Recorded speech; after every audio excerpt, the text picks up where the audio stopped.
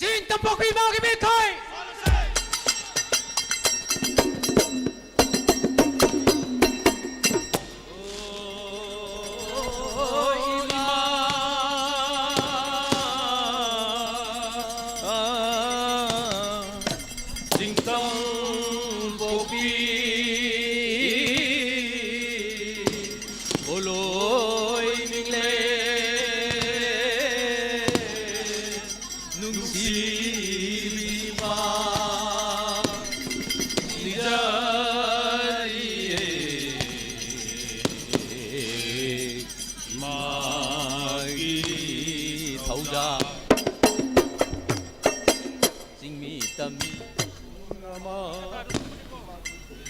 Lirusilaw mikapon bi oira duna kumja kaya lelurabi imagi lirusilaw kami kumnama imagi punggul lirusilaw mikapon bi oira duna kumja kaya lelurabi imagi punggul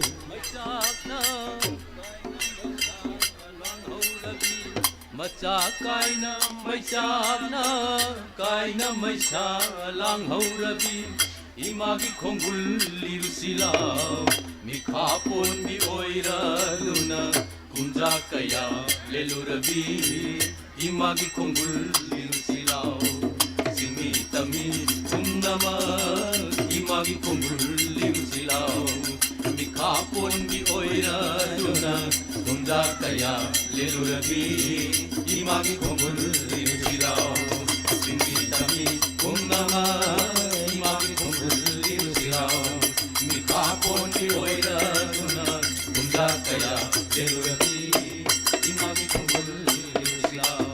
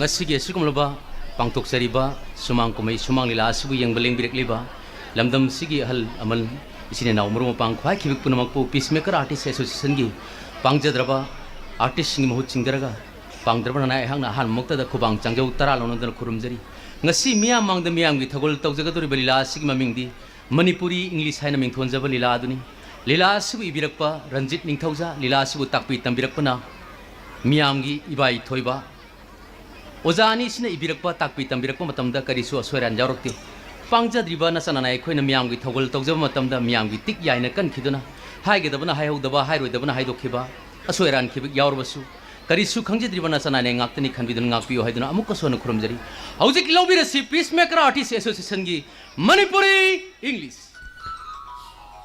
music director Manangtam Robert Lilasi Rajmani ayekpangi wari masa idawgi thang haibad wari masa adudagi Ranjit Ningthawjana lila oina puthok sabani lila asu lamjing lamtak pibi reibina miyamgi ibai thoiba hujul antok sari Peacemaker Artist Association ki Manipuri English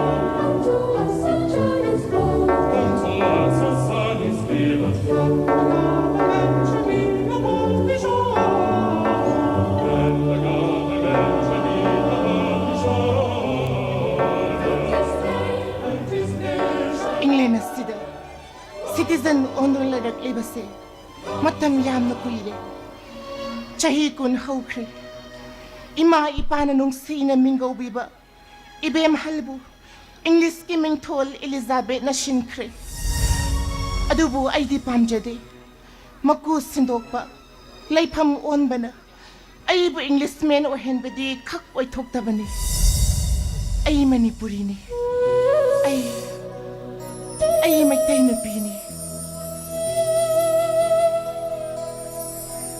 he lining thau ipa ibungo aigi puroibagi pongning wakhal honganduna aibu pogna phamlamdamda amuk tari yohanbiyu gaba lining thau ipa ibungo di taibangi nungpal pokning wakhal laithak laikha pumnamo pu sembiriban ipuroibagi makhada henglubi nupigi mapok oirubana nungshiraba ipam lamdamdi yongamdre aigi puroibagi pongning wakhal amuk tari honganbiyu gaba he pa lining thau Hi, darling, Mistress Elizabeth.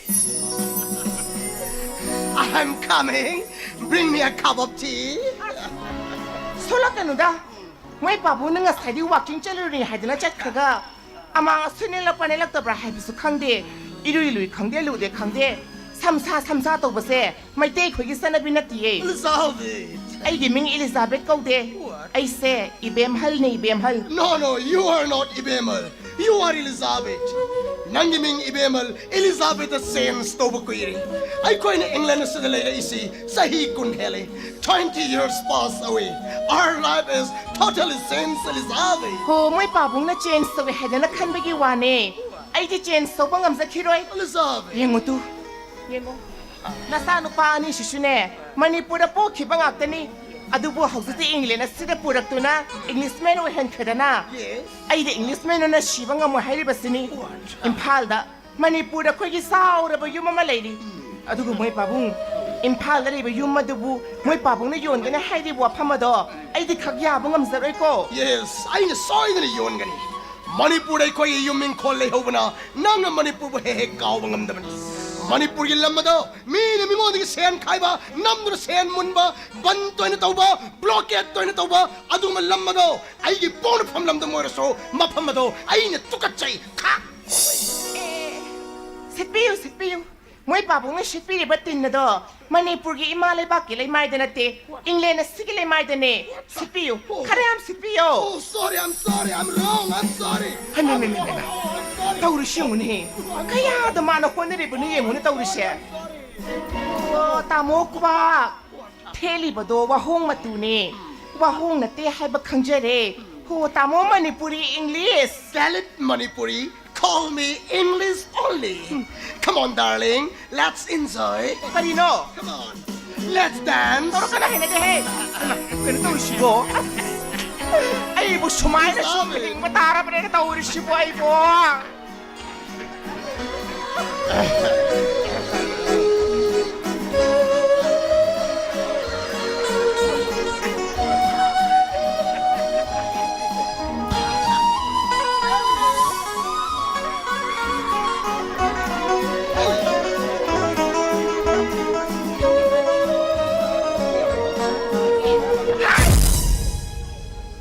Kaino? Nakwento rin ba sa kaino? Ha? Namo no piyo ikaw bi helloy man bisiga makubo ka jaway sa amin na ba? Mama masapunin siya sa amin na ba se? May kaya ko isa na binati habe na ko'y kamu ko. Michael, what you say? Tell me, my sweet boyfriend. Alien, nang Michael na may talon kara-kara tambir hay ba ay kange, nang may talon kara-kara hayre kange, ay hay gitaro, listen. Listen, ay gipanawa hay nang taro. Nangipa Yes. means your father. That's a fat. My That's a father-in-law. father-in-law. Mother-in-law. Right. Inguni, launa rin na ba sunatri? Ko'y narinig siya digi hauna. Father-in-law, mother-in-law. Kaya na hekta kaw siya nga mi mama sibu, may tayo ko ilandam doon, amatar upang din eh. Sakot ba singsige culture hay basidi, Englishman singsige ay namita na. Hi, darling, alien. Korea. Yes, darling, father-in-law. Yes. Ngako. nang nuhusik darling ena kauridu iliandara engondara ha Ay ma. Father na darling ay do. Ilian dani. hey nanga koineri binu pi shidabu nangi na pas na darling haibasibu ya bro Oh mother. How can you change this modern civilization? hey nene ngangnari basingado ai pumna makhang basu madugi nungi wahan thokte ai loina makhangi haibasini ngai khone nanga launa lene gadar binu pi shidabu nangi na pas nabu I love you ka haibasibu ya bro haibine Yes, I love everybody. I love you too. Ibema, kanam talapira kanu.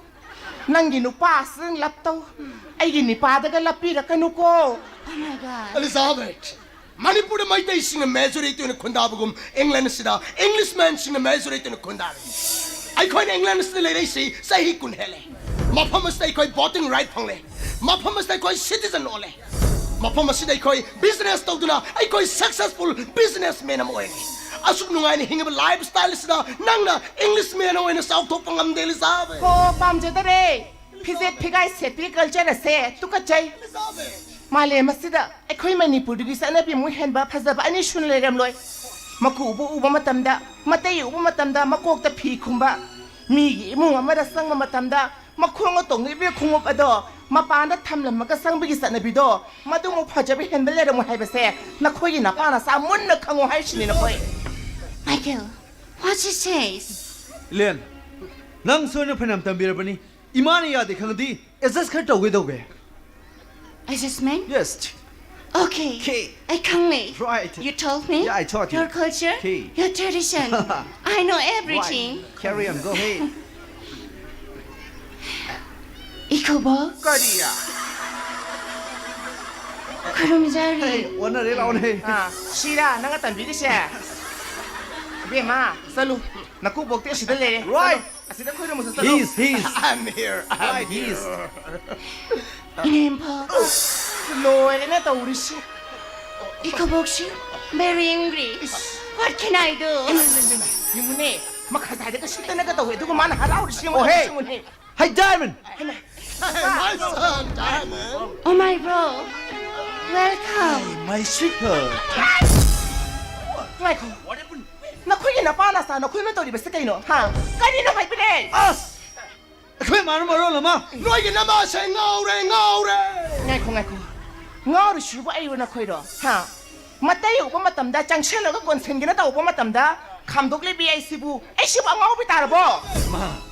Ellen sa usi mo ay ginaw Michael de meresto na. Yung masiki mo iba na tre. Mak. Tam tambira ka soy na kang kan. Hey, mado chakot pagi matong nate. Ma. Atomba, imawahay kita. Nang ni Elena Sibune, yung mas na mau ina pusla ka pamla badi, mahaku taksi kasi, tagonan bebar hanap hazana mo nagkang baba matong puro. Chalo, yam tuloy tinok ko sa daraw. Hey, Ellen. Come on. Michael, what's happening? Ibe ma, very happening. Yam tuna, go. Let's go. Come on. Elizabeth, nana promise kayo ha.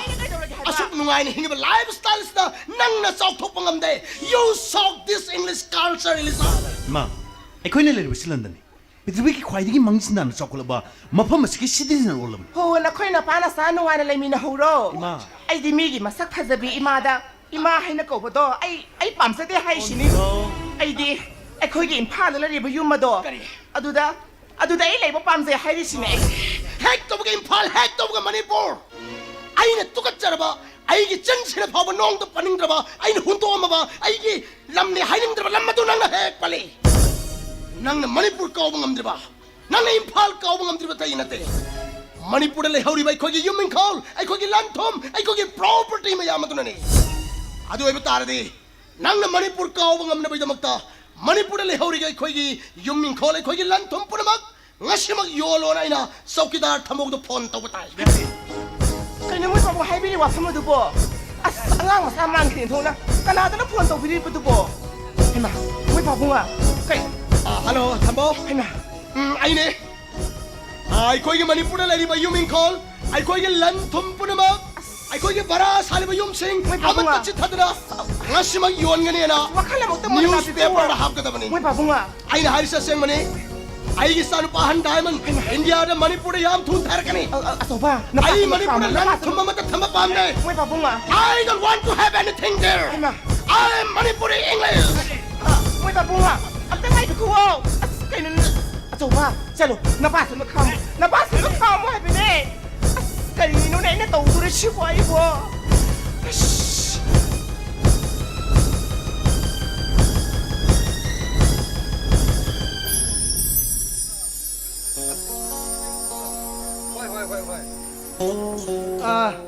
오자기 시간이 봐도 인파 내 통화버가 아이고 이 상나 파우시에 합동을 하는 저렇게 호이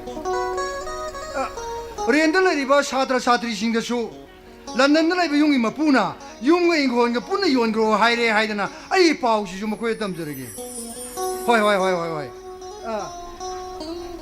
예예예 오자기 시간이 봐도 인파 내 통화버가 아이고 이 상나 파우시에 수에 합동을 하는 저렇게 호이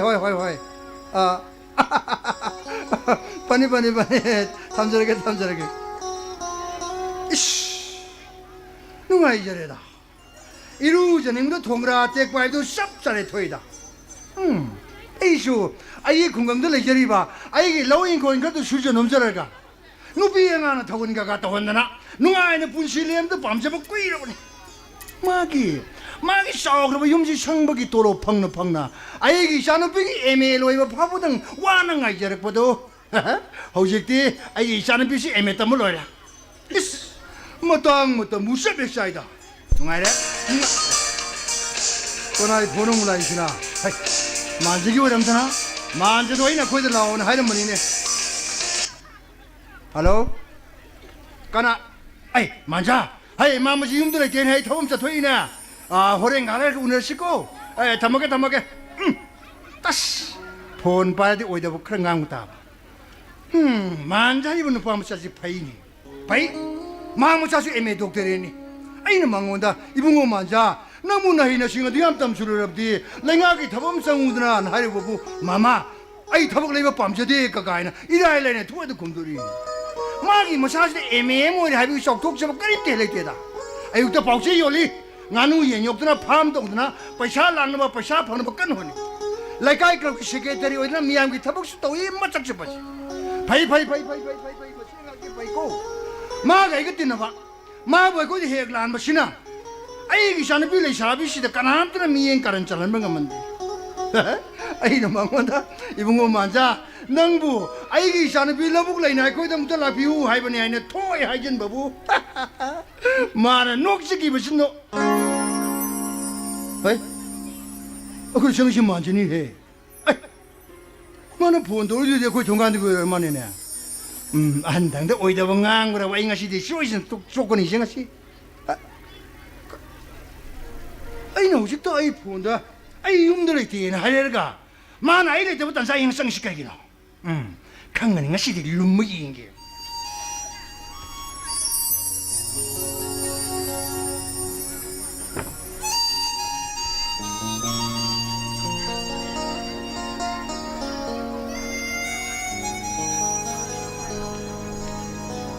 레이트 잘라 마파 레이트가 있으면 톨로디 파가니다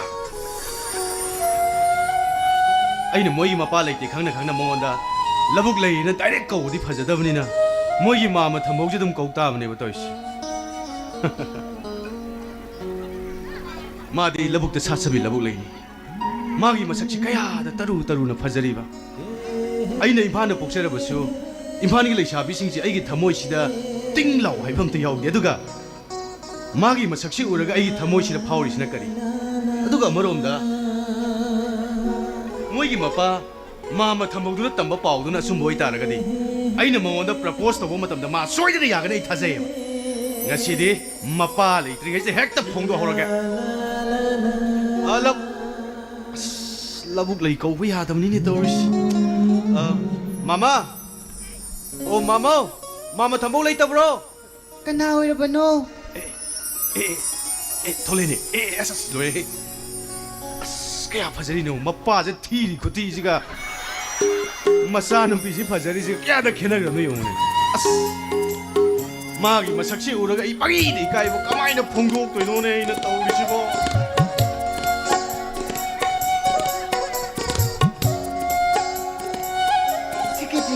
ꯀꯩ ꯂꯩꯔꯦ ꯃꯥꯃꯅꯕꯨꯗꯤ ꯇꯝꯕꯤꯔꯦ ꯍꯥꯏꯇꯥꯔꯦ ꯁꯣꯝꯅ ꯑꯩꯕꯨ ꯂꯥꯛꯑꯣ ꯍꯥꯏꯕꯗꯨꯗ ꯂꯥꯛꯆꯕꯅꯤ ꯍꯥꯏꯇꯥꯔꯦ ꯀꯅꯥꯅ ꯂꯥꯛꯑꯣ ꯍꯥꯏꯔꯤꯕ ꯃꯥꯃꯅ 이bun 만자 ꯑꯩꯈꯣꯏꯒꯤ ꯂꯕꯨꯛ ꯂꯩꯅ ꯑꯃꯨꯛꯇ ꯂꯥꯛꯑꯣꯅ ꯍꯥꯏꯕ ꯍꯥꯏꯇꯥꯔꯦ ꯂꯕꯨꯛ ꯂꯩ ꯍꯥꯏꯁꯤꯕꯨ ꯁꯣꯝ ꯅꯠꯇꯕ ꯑꯃꯁꯨ ꯂꯩꯕꯤꯔꯤꯕ꯭ꯔꯣ ꯍꯥꯏꯇꯥꯔꯦ ꯀꯩꯅꯣꯅꯦ ꯍꯥꯏꯔꯤꯁꯤꯕꯣ ꯆꯥꯎꯈ꯭ꯔꯕ ꯌꯨꯝ ꯑꯁꯤꯗ ꯂꯧꯕ ꯂꯩ ꯀꯧꯕꯗꯤ ꯏꯊꯟꯇꯅꯤ ꯑꯩꯗꯤ ꯀꯅꯥꯝꯇ ꯂꯥꯛꯑꯣ ꯍꯥꯏꯈꯤꯗꯦꯅ 이까이비노 이까이비노 ꯄꯥꯎ ꯇꯝꯕꯒꯤ ꯁꯣꯝꯒꯤ ꯏꯄꯥꯅꯤ ꯃꯄꯥꯅꯕꯨ ꯃꯆꯥꯒꯤ ꯏꯀꯥꯏꯅꯅꯕ ꯁꯤꯟꯕ ꯍꯧꯅꯗꯦ ꯑꯩꯅ ꯈꯜꯂꯝꯕ ꯋꯥꯈꯜꯗꯨꯒ ꯃꯥꯃꯅ ꯇꯝꯃꯛꯏꯕ ꯄꯥꯎꯗꯨꯒ ꯁꯨꯝ ꯆꯥꯟꯅꯕ ꯍꯥꯏꯇꯥꯔꯦ ꯑꯩꯈꯣꯏ ꯄꯥꯕꯗꯣ ꯂꯟꯗꯟꯗꯒꯤ ꯌꯨꯝꯕꯨꯅ ꯌꯨꯝ ꯏꯪꯈꯣꯜꯁꯦ ꯌꯣꯟꯊꯣꯛꯂꯁꯦ ꯍꯥꯏꯔꯛꯄꯗꯒꯤ ꯀꯔꯤ ꯀꯩꯅꯣ ꯌꯥꯝꯅ ꯍꯥꯏꯔꯝꯕꯅꯤ ꯃꯆꯥꯅꯨꯄꯥ ꯑꯍꯜꯗꯨꯁꯨ ꯂꯥꯛꯀꯅꯤ ꯍꯥꯏꯔꯝꯃꯤ ꯍꯣꯏ ꯍꯣꯏ ꯍꯣꯏ ꯃꯆꯥꯅꯨꯄꯥ ꯑꯍꯟꯗꯣ ꯑꯩꯒꯤ ꯑꯉꯥꯡ ꯄꯤꯁꯛ ꯑꯣꯏꯔꯤꯉꯩꯒꯤ ꯌꯥꯝꯅ ꯂꯨꯅ ꯇꯤꯟꯅꯈꯤꯕ ꯃꯔꯨꯞꯅꯦ ꯍꯥꯏꯇꯥꯔꯦ ꯃꯥꯅ ꯀ꯭ꯂꯥꯁ 6 ꯀꯥꯕꯗ ꯍꯥꯏꯇꯥꯔꯦ ꯃꯅꯥꯎꯄꯥ ꯑꯃꯁꯨ ꯂꯩꯕꯅꯤ ꯍꯥꯏꯇꯥꯔꯦ ꯃꯗꯨꯅ ꯀ꯭ꯂꯥꯁ 4 ꯀꯥꯏ ꯇꯨ ꯃꯣꯏ ꯑꯁꯤ ꯒꯦꯁꯁꯦ ꯃꯣꯏꯒꯤ ꯑꯁꯤꯗ ꯑꯁꯤꯒꯤ ꯒꯦꯁꯁꯤꯗ ꯑꯆꯧꯕ ꯕꯣꯝ ꯑꯃ ꯊꯝꯃꯝꯕ ꯍꯥꯏꯇꯥꯔꯦ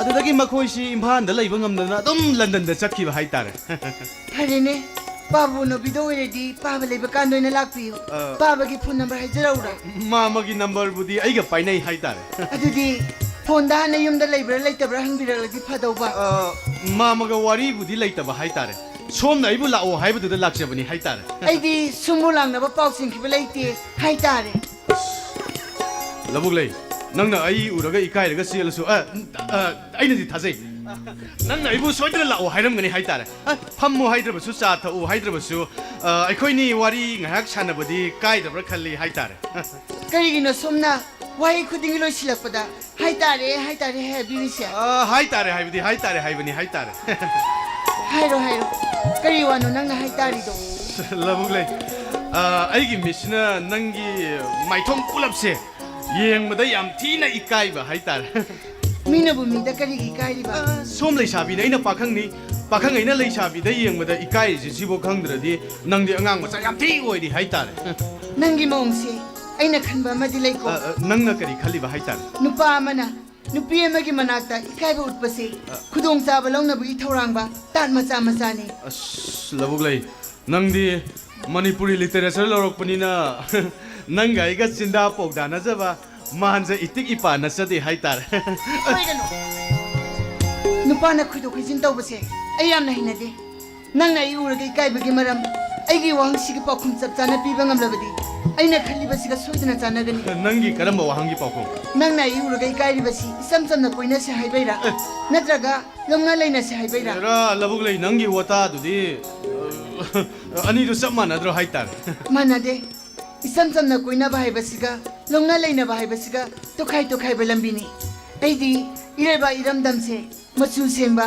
ꯃꯔꯤꯜ ꯁꯦꯡꯕ ꯏꯔꯝꯗꯝ ꯑꯃ ꯑꯣꯏꯍꯟꯅꯤꯡꯉꯤ ꯂꯕꯨꯛ ꯂꯩ ꯅꯪꯕꯨ ꯑꯣꯖꯥꯒ ꯑꯣꯏꯔꯕꯣ ꯑꯩꯒꯤ ꯋꯥꯁꯦ ꯁꯤꯔꯤꯌꯁꯅꯤ ꯋꯥꯈꯜꯂꯣꯟ ꯑꯁꯤꯅ ꯃꯔꯝ ꯑꯣꯏꯔꯒ ꯉꯁꯤ ꯐꯥꯎꯕꯗ ꯅꯨꯄꯥ ꯑꯃꯗꯒꯤ ꯇꯧꯁꯤꯟꯅꯕ ꯂꯧꯅꯝꯕ ꯌꯦꯡꯈꯤꯗꯦ ꯑꯩ ꯈꯨꯡꯒꯪ ꯅꯤꯉꯣꯜꯅꯤ ꯅꯪꯅ ꯆꯥꯎꯈꯠꯂꯕ ꯃꯐꯝꯁꯤꯒꯤ ꯄꯤꯕ ꯌꯥꯝ ꯈꯦꯠꯅꯩ ꯅꯪ ꯑꯩꯒꯤ ꯂꯝꯆꯠꯇ ꯃꯤꯇꯥꯕ ꯂꯥꯛꯄ ꯅꯠꯇ꯭ꯔꯥ ꯂꯕꯨꯛ ꯂꯩ ꯑꯩꯗꯤ ꯅꯣꯏꯒꯤ ꯃꯥꯃꯗꯁꯨ ꯀꯣꯏꯅꯗꯕꯅꯤꯅ ꯏꯇꯠ ꯇꯠꯇꯅ ꯍꯥꯏꯕꯅꯤ ꯑꯩꯈꯣꯏꯒꯤ ꯂꯕꯨꯛ ꯂꯩꯁꯦ ꯃꯩꯇꯩ ꯅꯨꯄꯤ ꯑꯁꯦꯡꯕꯅꯦ ꯍꯥꯏꯗꯅ ꯅꯪꯅ ꯄꯥꯎꯆꯦ ꯀꯌꯥꯗ ꯏꯔꯛꯄ ꯑꯥꯔꯇꯤꯀꯜ ꯀꯌꯥ ꯑꯃ ꯑꯩꯁꯨ ꯄꯥꯎꯆꯦ ꯌꯦꯟꯕ ꯃꯤꯁꯛ ꯑꯃ ꯑꯣꯏꯅ ꯀꯌꯥꯔꯛ ꯍꯟꯅ ꯄꯥꯈ꯭ꯔꯦ ꯑꯩꯁꯨ ꯏꯔꯩꯕꯥꯛ ꯏꯔꯝꯗꯝꯁꯨ ꯌꯥꯝꯅ ꯅꯨꯡꯁꯤꯖꯕ ꯃꯤꯁꯛ ꯑꯃꯅꯤ ꯏꯔꯩꯕꯥꯛ ꯏꯔꯝꯗꯝꯁꯤꯅ ꯀꯥꯏꯒꯗꯕ ꯂꯩꯔꯒꯗꯤ ꯊꯋꯥꯏꯅ ꯄꯣꯟꯊꯥ ꯄꯤꯒꯦ ꯍꯥꯏꯕꯁꯦ ꯑꯩꯒꯤ ꯂꯦꯡꯗ꯭ꯔ ꯋꯥꯁꯛꯅꯤ ꯍꯥꯏꯇꯥꯔꯦ ꯊꯦꯡꯛ ꯌꯨ ꯚꯦꯔꯤ ꯃꯆ ꯑꯩꯈꯣꯏ ꯏꯔꯩꯕꯥꯛ ꯏꯔꯝꯗꯝꯕꯨ ꯊꯃꯣꯏ ꯁꯦꯡꯅ ꯅꯤꯡꯁꯤ ꯏꯔꯩꯕꯥꯛ ꯏꯔꯝꯗꯝꯕꯨ ꯅꯤꯛꯀꯨꯝꯁꯤ ꯏꯔꯩꯕꯥꯛ ꯏꯔꯝꯗꯝꯗ ꯂꯩꯔꯤꯕ ꯃꯈꯩ ꯏꯔꯩꯆꯥ ꯄꯨꯝꯅꯃꯛ ꯅꯨꯡꯁꯤꯅꯅ ꯍꯤꯡꯃꯤꯟꯅꯒꯅꯤ ꯍꯤꯔꯝꯁꯤꯒꯤꯗꯃꯛ ꯋꯥꯐꯝꯁꯤꯒꯤꯗꯃꯛ ꯅꯪꯅ ꯏꯀꯥꯏꯕꯗꯨꯗꯤ ꯄꯛꯇꯕ ꯍꯥꯏꯇꯥꯔꯦ ꯂꯕꯨꯛ ꯂꯩ ꯂꯦꯡꯕꯤꯔꯣꯅꯦ ꯃꯥꯏ ꯐ꯭ꯔꯦꯟ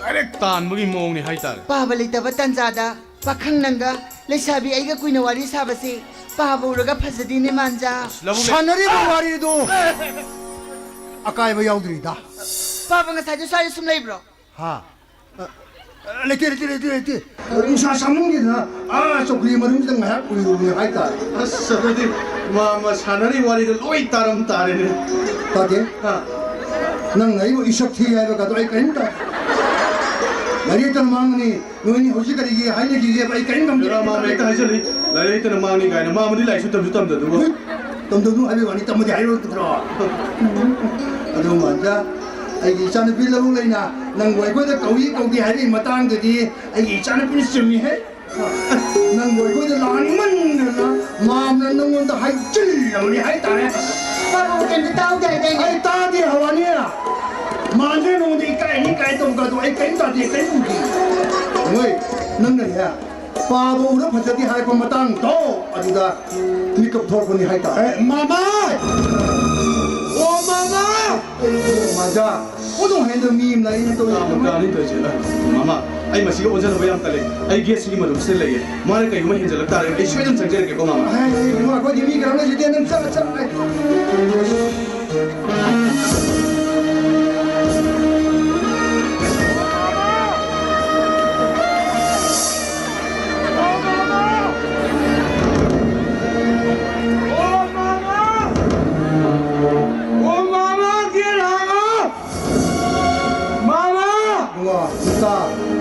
ये लोन देने के ये तो 한국들은 뭐 नंग 수마마 돈 지방상이 있나까 하 अदुबदी ऐसो खगेरा ऐनो उराव थारावरदी नसान पिसये मिदु मपन थोरे इदरा तमता कई ले रे ऐ मादि सुले लबुले नंग एगे वरे याम ले हे नंग एगे ताने तिंगे द वाय याम ले तमता वरी से हलमन सिंतान या पोंते अदुबो दोंग हौरोरा बनिना मेगाफोन से कोई माम थंबोद सिनेसे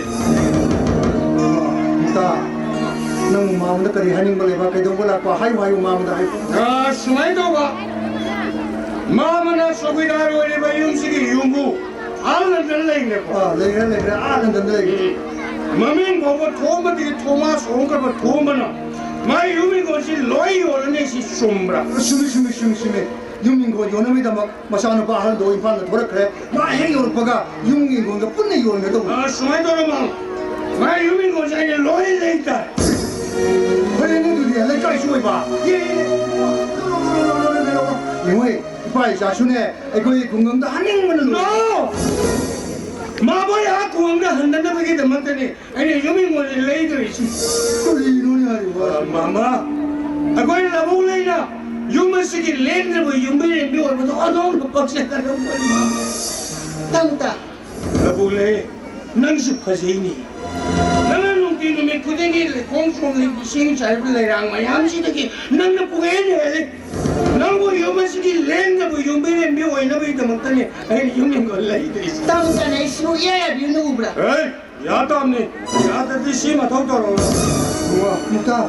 아동 나가는 시비가는 이바이 자기 분신이 건강이 잡는 분신이 아동 나가는 시비가는 거이. 에라 점점 더 건강이 보시네 아이한테 아이 마법 밤새 농시는 벌써 보시다 마디 점점된 농시고 하는 거래 나자 눈빛이 다가리시고 신임은 나더러 ननी ने में तो के तो गए 무슨 보러 갔다 대마 마가 많은 아, 이바이 무다. 나 사도수 배터리 풀 잡수로 만에 해행 거는 오늘 시 해행 거는 와리 살지. 야나 따는 방법단 자리 나는 무슨 이는 마마 계신다 하면 통팀을 동이 오는 놈이 또 얘가 아이네 가면 이 어떠신다 남자 들어 동안 남자 들어 뭐라고 해야 되는지 나 사는 비지 못다 무슨 놈이 마마 이시 아무까 아이 먼저 너는 신학교에 들어오니 아이 박세기 빌 콤블라마 내 방안에 프로모션을 야들어 나가 이거니 야래 ngasi jai koi tamu ka kare hinja mana kitang thudang ta hangi Lebih sekretari ni sasabe pagi sini ni. tamka So se. Nanti mesti nak isi yang lain wari. kai maira pai ta de gaisa aina harusa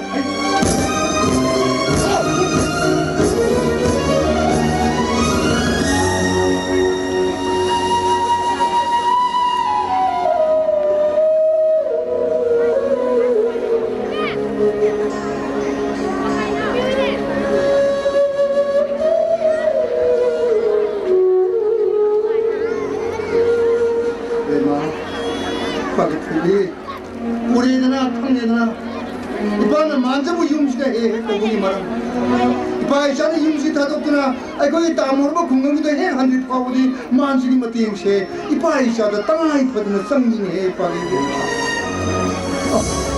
이따 그 쉐고마 보고 юм복이 마사도 그랬더니 환비로가 용 연계나 요하나 소신함나가 이빠 이샤 건강도 한적 그렇게 이빠 이샤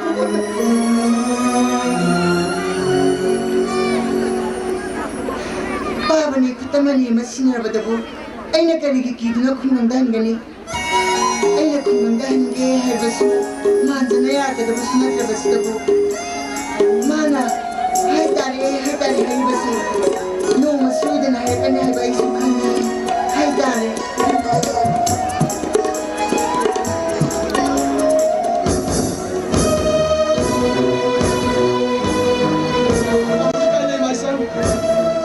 Capital International Airport. Nang Manipur yaw ko yung pau pira ka naman. Ay yung khoi yo hai ba phalaw lang thoko. Maman lang na runo. Lai kai mi lai kai su lai re hai. Ay maman yang lang na runo. Ay koi sem ni thoi ta ta lai kate. Manipur ai khoi lang thum thum da bas ka kare. Namagi mapam na bu sang ru ke pa ta kare. Ay ni yung khoi yo na da dun yo ro ya re thamo. Ado ba unnecessary thabak ta hu ya ro. Manipur yang problem nate. Ya re thamo. Moi pabung waro ri basi engon da ni ne ene nga si pha boda moi pabung nga hai bwa da kali inda ba tau thrabe nung shi je ba imai ba pamu zara ba iram dam pun da mak tu moi neram daga moi pabung gi nak ta engle na se hi kun hi na le min da ke ene nga si pha boda moi pabung gi ya ba yaw ga na no ma ten pha le thin bi ro na hai ki ba le na bo Nangi phai yang paling bra. Nangi phar chani di masa rupa di matung ni hoya ka. ai di moi pabung yaw da na kai da nung sa sa ro ha da na le pre Unnecessary. Nangi ai ga pa ma khare. Ai ni thari la barta atu bakra ha da marsta mi oi min khunda ba makok thong yaw ma ni. Atu nam di thari ni le kul la ai punchi mahinda atu ma hing ba pa mi na. Nadi, isukta sukta le ba mai thongda sumpu dana sala gadi chakha palam da masile gu bani haibili kana babu kai le ni bage Mi oi bigi mai thong ma ka lam da bai se pungning wa khagi ma mi. eh ai na moi pa bung ki puni wa khalu makala man ki da bro Aman de. kalam na Nang nasi set sari pito je keno. ai na ka do Nang nasi set sari pito je keno. Ai na ayuk tarang da business center hai kita. ai hai ba Ngasi asi Mr. Henry Putin na madi Mary Putin na ni 25th anniversary day ni hai na. ka do ba Madu yaw sarabi da mata nangi da mata ina pound kaya sanna nangi dress nangi ornament kaya le. Adu ki bahut na nang saw khatta ba mai tai ki phige phare rani phi so uncivilized. ai na ngasai me kui bon pa bung na program yaw la gum si hai dana gari mama shat law la ga le ga hala ibu gi maru oi ba maram di ai gi pizola sigi oi de Yes, that's the problem. ai na amuta ku pen no thok thige isa su kana ta le te ngai ko moi pa bung si bu thai na awalan gi matam da bernis si pai singa thamlamba igi sa thang su thang lo natraga na ani su balan jaw gi matam da english men si pai singa thamlamba igi sa thang su thang lo Hey, Kemal. ai ibrahim hai amuta ka kong biyo Imali pa na ato mo sinat ko ang domingo dugo ka di kita magtakaw kita man. Hamog ka ko biyo ba? No, you are not Ibrahim. You are Elizabeth. No, I am not Elizabeth. Nangshu Thomas na te. Thoma ne Thoma. Ay imata mo maging nung shira bata Thoma ne. No, I'm not Thomas. I'm Thomas. Ay di mo ni. Sapata video selu habi ki damakta program yaw na hali hay buwa da ta da sum nok chene magi wani da. Elizabeth, don't love anymore. Kariya. No pa hada se vitamin. Moi pa na sa dinara nga si ay bisa sarah na na. Aduna ne sa ti mo gutan no pasna ne. Pukse, kulti mo ka bangya. Aduna tu matay na. No. Don't do like that.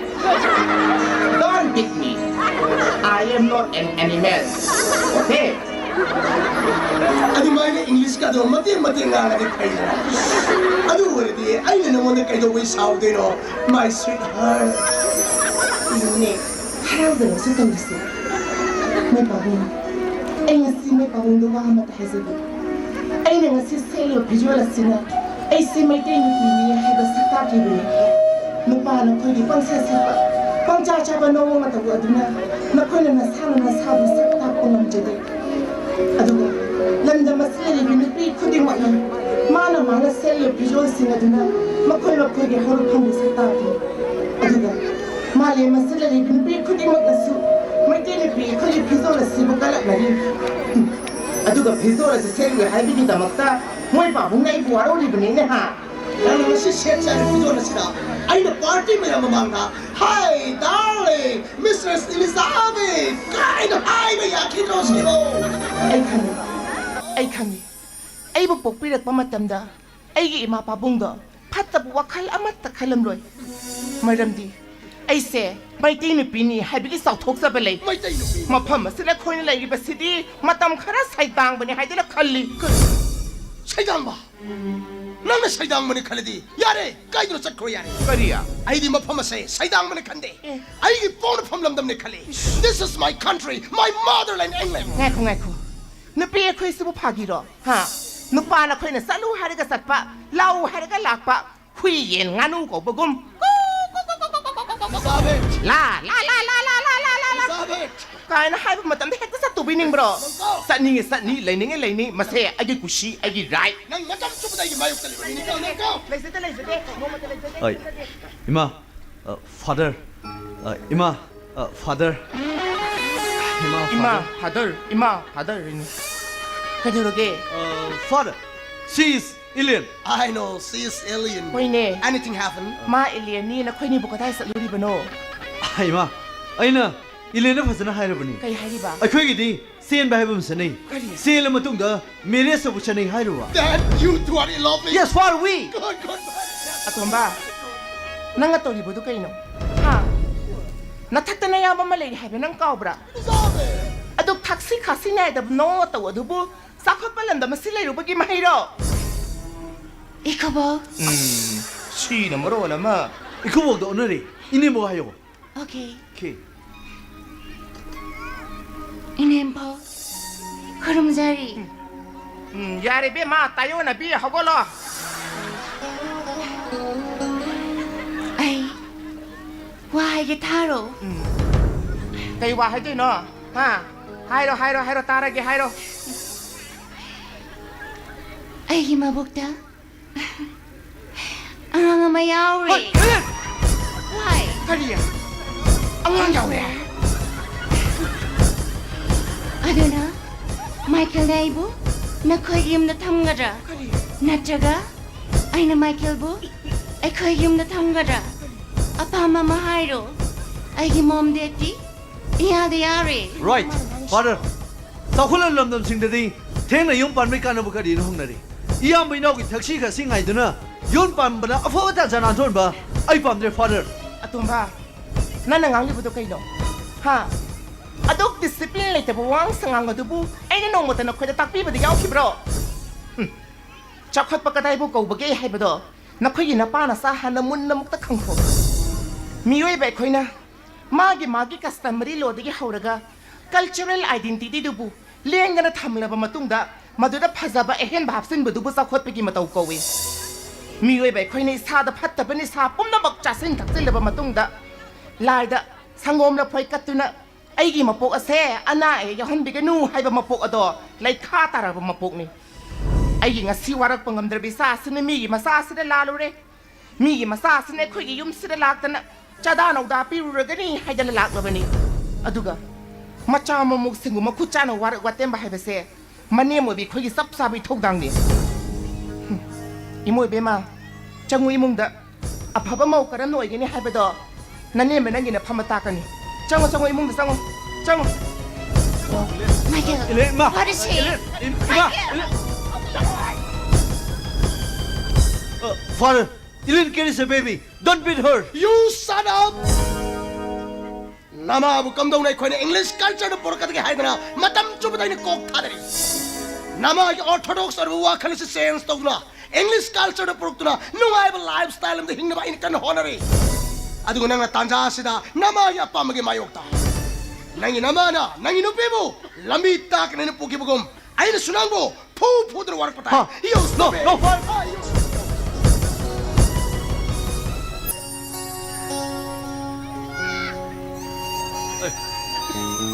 모이 게세 롤린 해. 아이고 모이 게세 다 틸루지라나. 아이나 모이 게세 틸루라가 라북레이 락 마후타 모이 마마 탐복동 톨라디 감동네. 바붕 도무나 싸우러바 잭벌 시기 마lum다. 살한비람래 애기 러북래 러북래 낭나 빡라바 이빡다 사서라버수 히동바 하이제드라버수 이루어이두나 낭부디 핵방감가니 러북래 만자 ay sila lady ay ni labog lay ni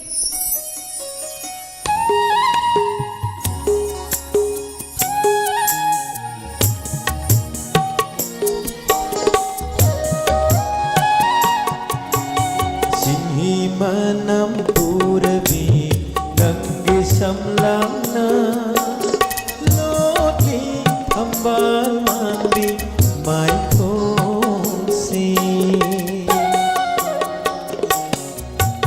Singhi manam purabi nangge samlangna loti ambal mandi mai kongsi Sahum kan banong lay nung sit agaw ba Puki-puki no sa ning ba lay nang se Ay gitaw ay janing ba sa tamsi Loto na hamzaning itanong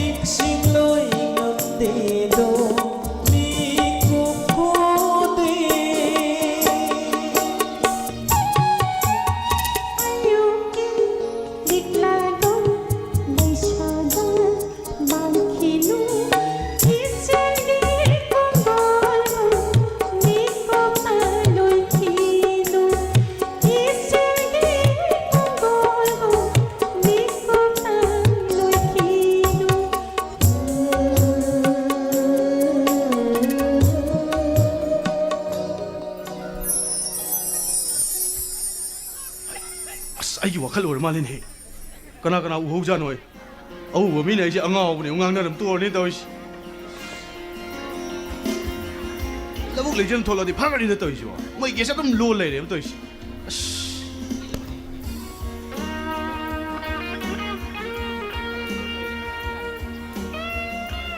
Hi. Hi. Are you Manja? Yes. Hi, I'm Diamond. Oh, I'm Soba. I'm from London. Soba? Yeah. How long time come we are meeting here today? Hey! Nice to meet you. Hey, pero nang diam chisi sto le me he. Ngai ko nang bu kana lake. I'm alone. Okay. Ma mana budi pau pun mang tamme. No yi yung me gon ne pun yola ne do. Yes. I impal the rain santuk no leriba. I give popper kin mag yon thon mag the mag. I give panay bu Manipur sit tharak. Pare no yi ke silo le ayam tane kok thoke ko. Mama. Oh mama. Kanano? Mama ai ne manja ne. Ke sem da hang biu ba. Lai. Asing mo nang di. Asa angang ai angang uri ge da ugi ba sakpam du ti science to le me he.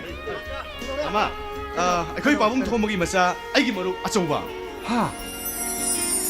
Nang asoba. Girl. Hi,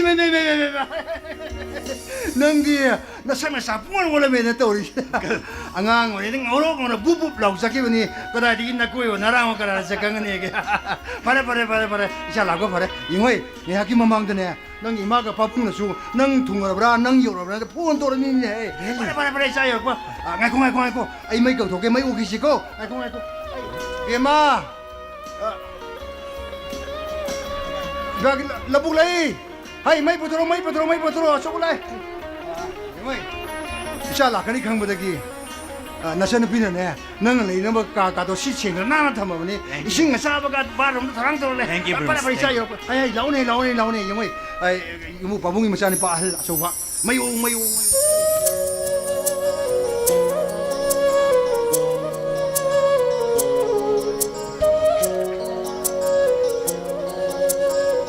Hai, ang ngoko. Sabay to. Oh, yare. Mai, mate koi isa na bidde ne. Lang koi di halaga imung jam mo se. Mai oga sa. La. Uncle, hui si. Ha.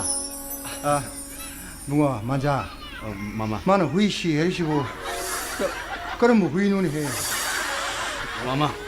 후이시 하이버디 후이시 하이버 하이디 마시 까나노 나 항이니 하 마까나 노 하이시 후이시 하이버리고 마이기 사누피네 마이기 사누피 Your daughter. yes Okay. What's her name?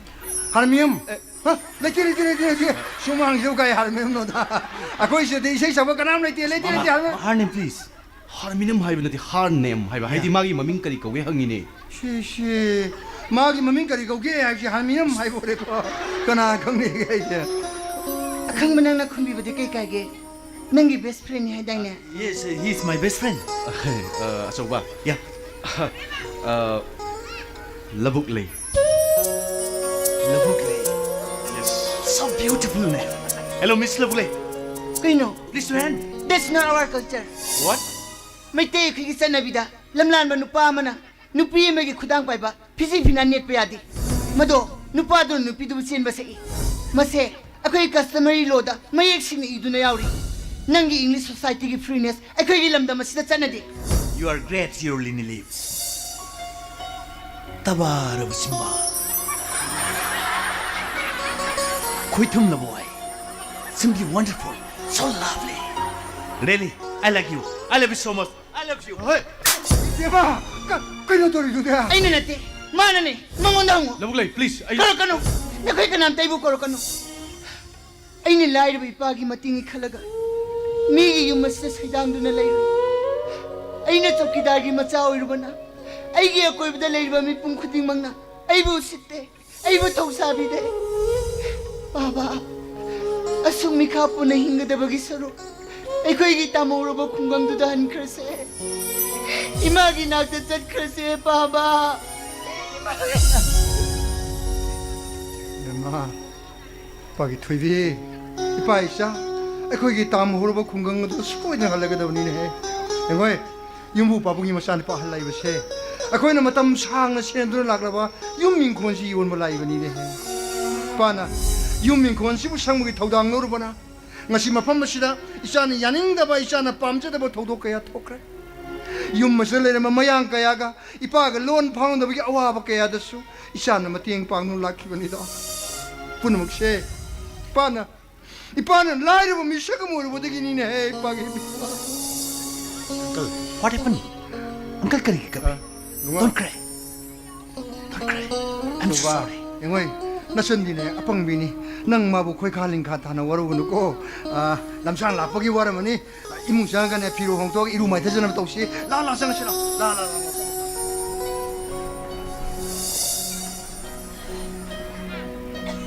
Hi friend, next Kino. I want to talk with you. yes sure Okay, come sit.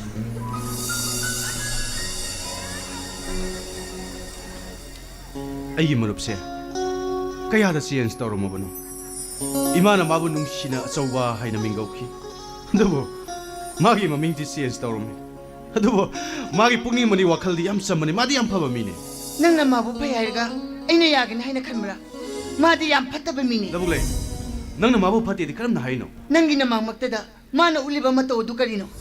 ꯑꯩꯒꯤ ꯊꯃꯣꯏꯒꯤ ꯊꯣꯡꯖꯤꯟꯗꯣ ꯍꯥꯡꯗꯣꯛꯇ꯭ꯔꯤꯕ ꯃꯥꯅ ꯊꯣꯡꯖꯤꯟꯗ ꯂꯦꯞꯇꯨꯅ ꯀꯣꯏꯂꯥꯎ ꯂꯥꯎꯕ ꯉꯝꯂꯤꯕ ꯃꯍꯥꯛꯄꯨ ꯋꯥꯈꯜ ꯈꯟꯕ ꯉꯝꯕ ꯃꯤꯅꯤ ꯍꯥꯏꯅ ꯂꯧꯂꯩ ꯂꯧꯒꯗ꯭ꯔꯥ ꯃꯥꯅ ꯂꯥꯛꯏꯕꯁꯤ ꯃꯈꯣꯏꯒꯤ ꯌꯨꯝ ꯍꯤꯡꯒꯣꯜ ꯌꯣꯟꯕ ꯂꯥꯛꯄꯅꯤ ꯃꯈꯣꯏꯒꯤ ꯌꯨꯝ ꯍꯤꯡꯒꯣꯜ ꯍꯦꯛ ꯂꯣꯏꯔꯕ ꯃꯇꯨꯡ ꯃꯥ ꯁꯣꯏꯗꯅ ꯂꯟꯗꯟꯗ ꯍꯟꯈ꯭ꯔꯅꯤ ꯀꯩꯗꯧꯔꯒꯦ ꯅꯪꯗꯤ ꯑꯪꯀ ꯂꯧꯔꯛꯄꯅꯤꯅ ꯑꯪꯀ ꯍꯣꯠꯇꯨꯅ ꯑꯗꯨꯝ ꯂꯩꯌꯨ ꯊꯃꯣꯏꯒꯤ ꯑꯪꯀꯁꯦ ꯇꯥꯍꯟꯅꯤꯡꯕ ꯐꯣꯟ ꯇꯥꯗꯕꯅꯤ ꯍꯥꯏꯕꯁꯤꯃꯗꯤ ꯈꯛ ꯀꯥꯎꯒꯅꯨ ꯀꯔꯝꯕ ꯊꯃꯣꯏꯒꯤ ꯇꯥꯍꯟꯅꯤꯡꯗꯕ ꯐꯣꯟ ꯃꯨꯛꯄꯗ ꯍꯂꯦꯡꯗ꯭ꯔꯕ ꯃꯨꯛꯇꯥꯁꯅꯥꯅ ꯂꯩꯅꯤ ꯍꯥꯏꯔꯤꯗꯣ ꯌꯨꯝ ꯏꯪꯈꯣꯜꯁꯤ ꯈꯛꯇ ꯅꯠꯇꯦꯅꯦ ꯃꯈꯣꯏꯒꯤ ꯌꯨꯝ ꯍꯤꯡꯒꯣꯜꯁꯤ ꯅꯠꯇ꯭ꯔꯗꯤ ꯃꯥꯗꯤ ꯀꯔꯤꯃꯨꯛ ꯂꯩꯗꯣꯏꯕ ꯍꯥ ꯄꯥꯕꯒ ꯑꯩꯈꯣꯏꯅꯤꯁꯨ ꯈꯨꯡꯒꯪꯗ ꯍꯟꯕ ꯌꯥꯔꯣꯏ ꯍꯥ ꯄꯨꯟꯅ ꯂꯩꯅꯤ ꯍꯥꯏꯔꯤꯅꯤ ꯀꯔꯤ ꯃꯗꯨꯃꯛ ꯇꯥꯃꯨꯛꯇ ꯃꯥꯅ ꯍꯥꯏꯕ ꯑꯩꯒꯤ ꯏꯐꯝꯗ ꯍꯟꯅ ꯂꯥꯜꯂꯦ ꯍꯥꯏꯖꯔꯕ ꯅꯪꯅ ꯃꯥꯟꯖꯕꯨ ꯁꯤꯡꯅꯕꯗꯤ ꯑꯩꯅ ꯅꯪꯕꯨ ꯀꯩꯗꯧꯒꯦ ꯍꯥꯏꯕꯗꯣ ꯅꯨꯃꯤꯠꯊꯨꯅ ꯌꯦꯡꯉꯨ ꯍꯥꯏꯇꯥꯔꯦ ꯅꯪꯒꯤ ꯁꯨꯡꯉꯥꯏꯁꯨ ꯍꯥꯏꯗꯕ ꯍꯥꯏꯇꯥꯔꯦ ꯑꯗꯨꯗꯤ ꯊꯥꯖꯅꯤꯡꯗ꯭ꯔꯦ ꯂꯧꯂꯩ ꯑꯩꯅ ꯑꯩꯒꯤ ꯊꯃꯣꯏꯒꯤ ꯋꯥ ꯈꯔ ꯅꯉꯣꯟꯗ ꯍꯥꯏꯕꯗ ꯅꯪ ꯁꯣꯏꯗꯅ ꯇꯥꯕꯤꯒꯗ꯭ꯔꯥ ꯍꯥꯏꯕ ꯅꯨꯃꯤꯠꯇ ꯈꯟꯅꯁꯦ ꯍꯥꯏꯇꯥꯔꯦ ꯑꯗꯨꯗꯤ ꯊꯥꯖꯅꯤꯡꯗ꯭ꯔꯦ ꯉꯥꯏꯈꯣ ꯉꯥꯏꯈꯣ ꯑꯁ ꯑꯩꯗꯤ ꯀꯌꯥꯗ ꯅꯨꯄꯥ ꯊꯣꯛꯇꯕꯅꯣꯕ ꯇꯧꯔꯤꯁꯤ ꯃꯥꯒꯤ ꯃꯁꯛꯁꯤ ꯎꯔ ꯑꯩꯗꯤ ꯏꯀꯥꯏꯕ ꯀꯃꯥꯏꯅ ꯐꯣꯡꯗꯣꯛꯇꯣꯏꯅꯣ ꯈꯪꯗꯦꯕ ꯑꯗꯨꯕꯨ ꯃꯥꯒꯤ ꯊꯃꯣꯏꯗ ꯉꯥꯎꯖꯔꯤꯕ ꯑꯩꯅ ꯃꯥꯕꯨ ꯊꯃꯣꯏ ꯁꯦꯡꯅ ꯅꯨꯡꯁꯤ ꯍꯥꯏꯕꯁꯦ ꯃꯥꯁꯨ ꯈꯪꯉꯝꯒꯅꯤ ꯍꯥꯏꯇꯥꯔꯦ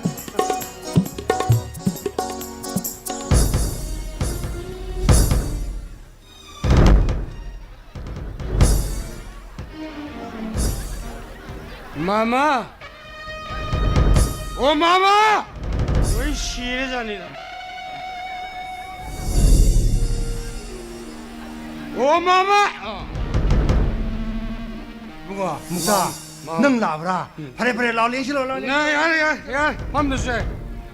유목이 마사노 빠돌라야 돼. 라이 아무도 걱정. ngasi mani mangani busure 영어에 윤민콘 요목이 paushe da habdok shirane khanabani ada nano ngai bungona yungin kon ga punna lerage na haibira maduda ibungo khodi lamdam sin nauna sen pa khle mission do aduna ibungo da haning si jige bani laule shiro 야래 팜드세. 아무도 걱정. 아, 빠따 부도로요. 올해는 오는 거 많아. 마пом지 꾸이레비세 앵원이 얌소이 아무도 걱정. pani ai kok dokserake ai jana pina su baba ai koi kongang da hallosi haibasida ai kumbam kangdramni No! 마모야 공항도 한나나 베게도 먹던데 이제 유명 건지 레이더리지 koi nune hai 에라 와칸 까비우도 마마 하나부터 조세 야마 미니스터 왜니 머니푸르기 디파메 마야마 포스 마야마 마항이 아코이 라북레이슈 에메일 왜래 사나바마 타바마 더 합슬러니 나사누비네 타박 돌아가 아 공항들 낙고도 누가이로이다 빠붕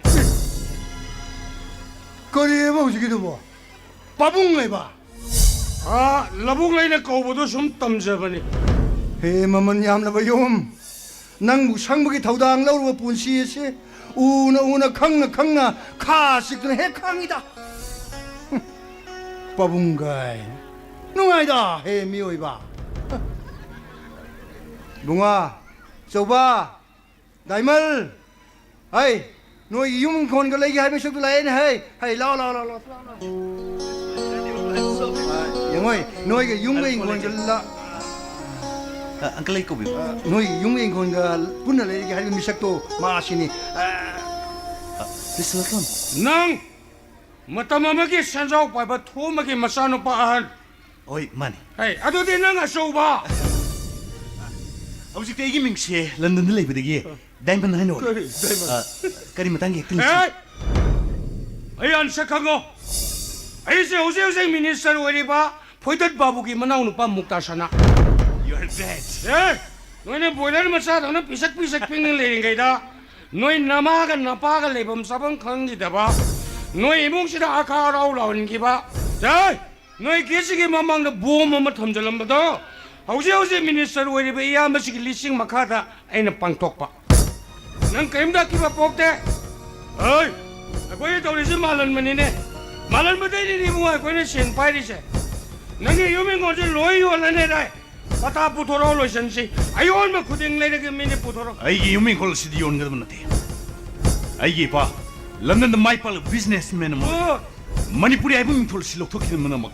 Aigi pal le popuri khuni mak lem ne pitom blak. 거리 너희란 좀지명언을 로엘리엔 비두리바 아도래 이거는 비로네 너는 내 모습 필요. 말함네 낭 순인데 미의 그족하.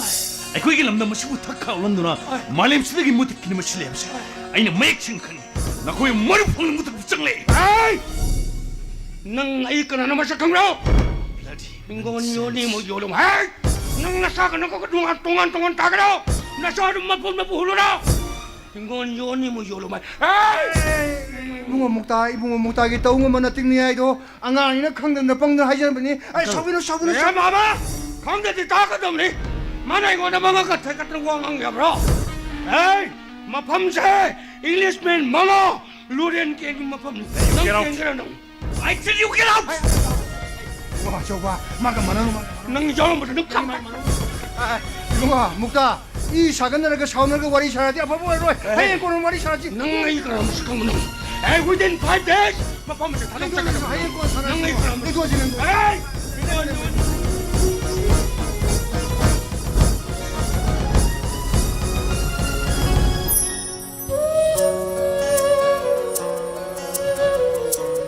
Kaino he? Ado mo na yengi do ba? Really? You look so simply beautiful. Yam thiba ni. Mai si kai khang dbai pu duna chala ba habdu ni. Kari gino nang na nayumin ko lay bala pa mi bu kanara ga halang krisa. 아이기 요미컬 리온 바이브시 아이기래 아이나 카나고 미사가마다 렘나 군동 따는 게 알아봤어 아이기래 아이나 카닝 뭐 와칼기 와칼 매야 몸칸 바이브시 마소 아이기래 아이기래 싱스다 아토피 카나고 멤다기 와칼 짱한다 바이브시 마소 아이기래 Nangi rat si di kuya mama. 누글리 Nangi rat me am do puraga London da khara tunan khadi phadaw ba. 마람디 Maram di papa ga koinu sukhungang daningi. Mukpa da haleng do ba mukta sanana maro ma mukpane. Ngasi magyum da chatningi. 마시나 따바 nangi karamba to bayum mama Haima, sidi nangi yumni, aigisu a khungangda, maitai yumsa, tumnaw inakupa ing lau bayum, ipana saraga thami, sidi no yumdi sakuda urubagi yada duna laibani. 아이는 유머시기 저기다 로이브기 못다 유머시기 오너 하이비디 아이기 와이브 비로 하시라부디 야비게더라 Chala hoy, sibuwani na, sakthong bisana bay taikta. 아싱문이 러블리 아이는 갈레미 너 포함해 Magi sidi, sana na haibe mo ongni ne. 러블리 Aigi khangna sana ba laibra kay na hana hangdi mi. 러블리 Aigisu arepa malayzara kansida ibungo aigisune mana haitare hariga lai khangbro nangi 타모이 와네 망정은 nangi 극납을 해버서 아이는 미식독이 품다 리퀘스트 먹는 magisidi moong amani he Really I love you 아이는 물 런던 너 뿌밤에 런던기 퍼져보 그니 막 낭무 시행은 못 밤에 as magisidi mata amani he 마다 아무니 아이 보이시 아이 그리노 강디 nang nakudi mo takpiyo ay gilo ni London sa si Diamond Mado miyus da ba kawi lamlan mo ikra ba Englishman foreigner nangon ay naya ka na nakhanbra nangi London na phana sa ko labasu nang na senjaw pa yo foreigner phana or basu ay di Manipur ay ba Manipur ina sigani I love my motherland play play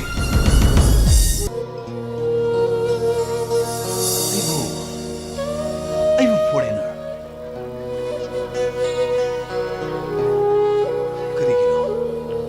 lamna masigi mayamna I want the foreigner karuga aina pungning nungsi pauri ba masidi pungning nungsi manate ikai polo kone isani chang musi kanjar kone ai mapo smagi london na mohallaro mapo masini ai pongna pongna bam ai imale pak imale bak manipur gi namak mapo masida kongpom jet lep kone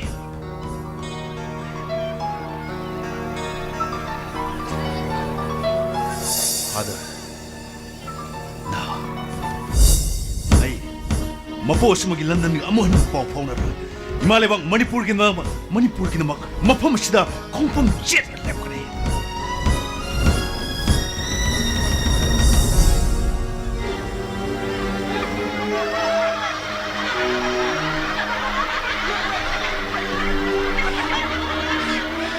Don't hold me.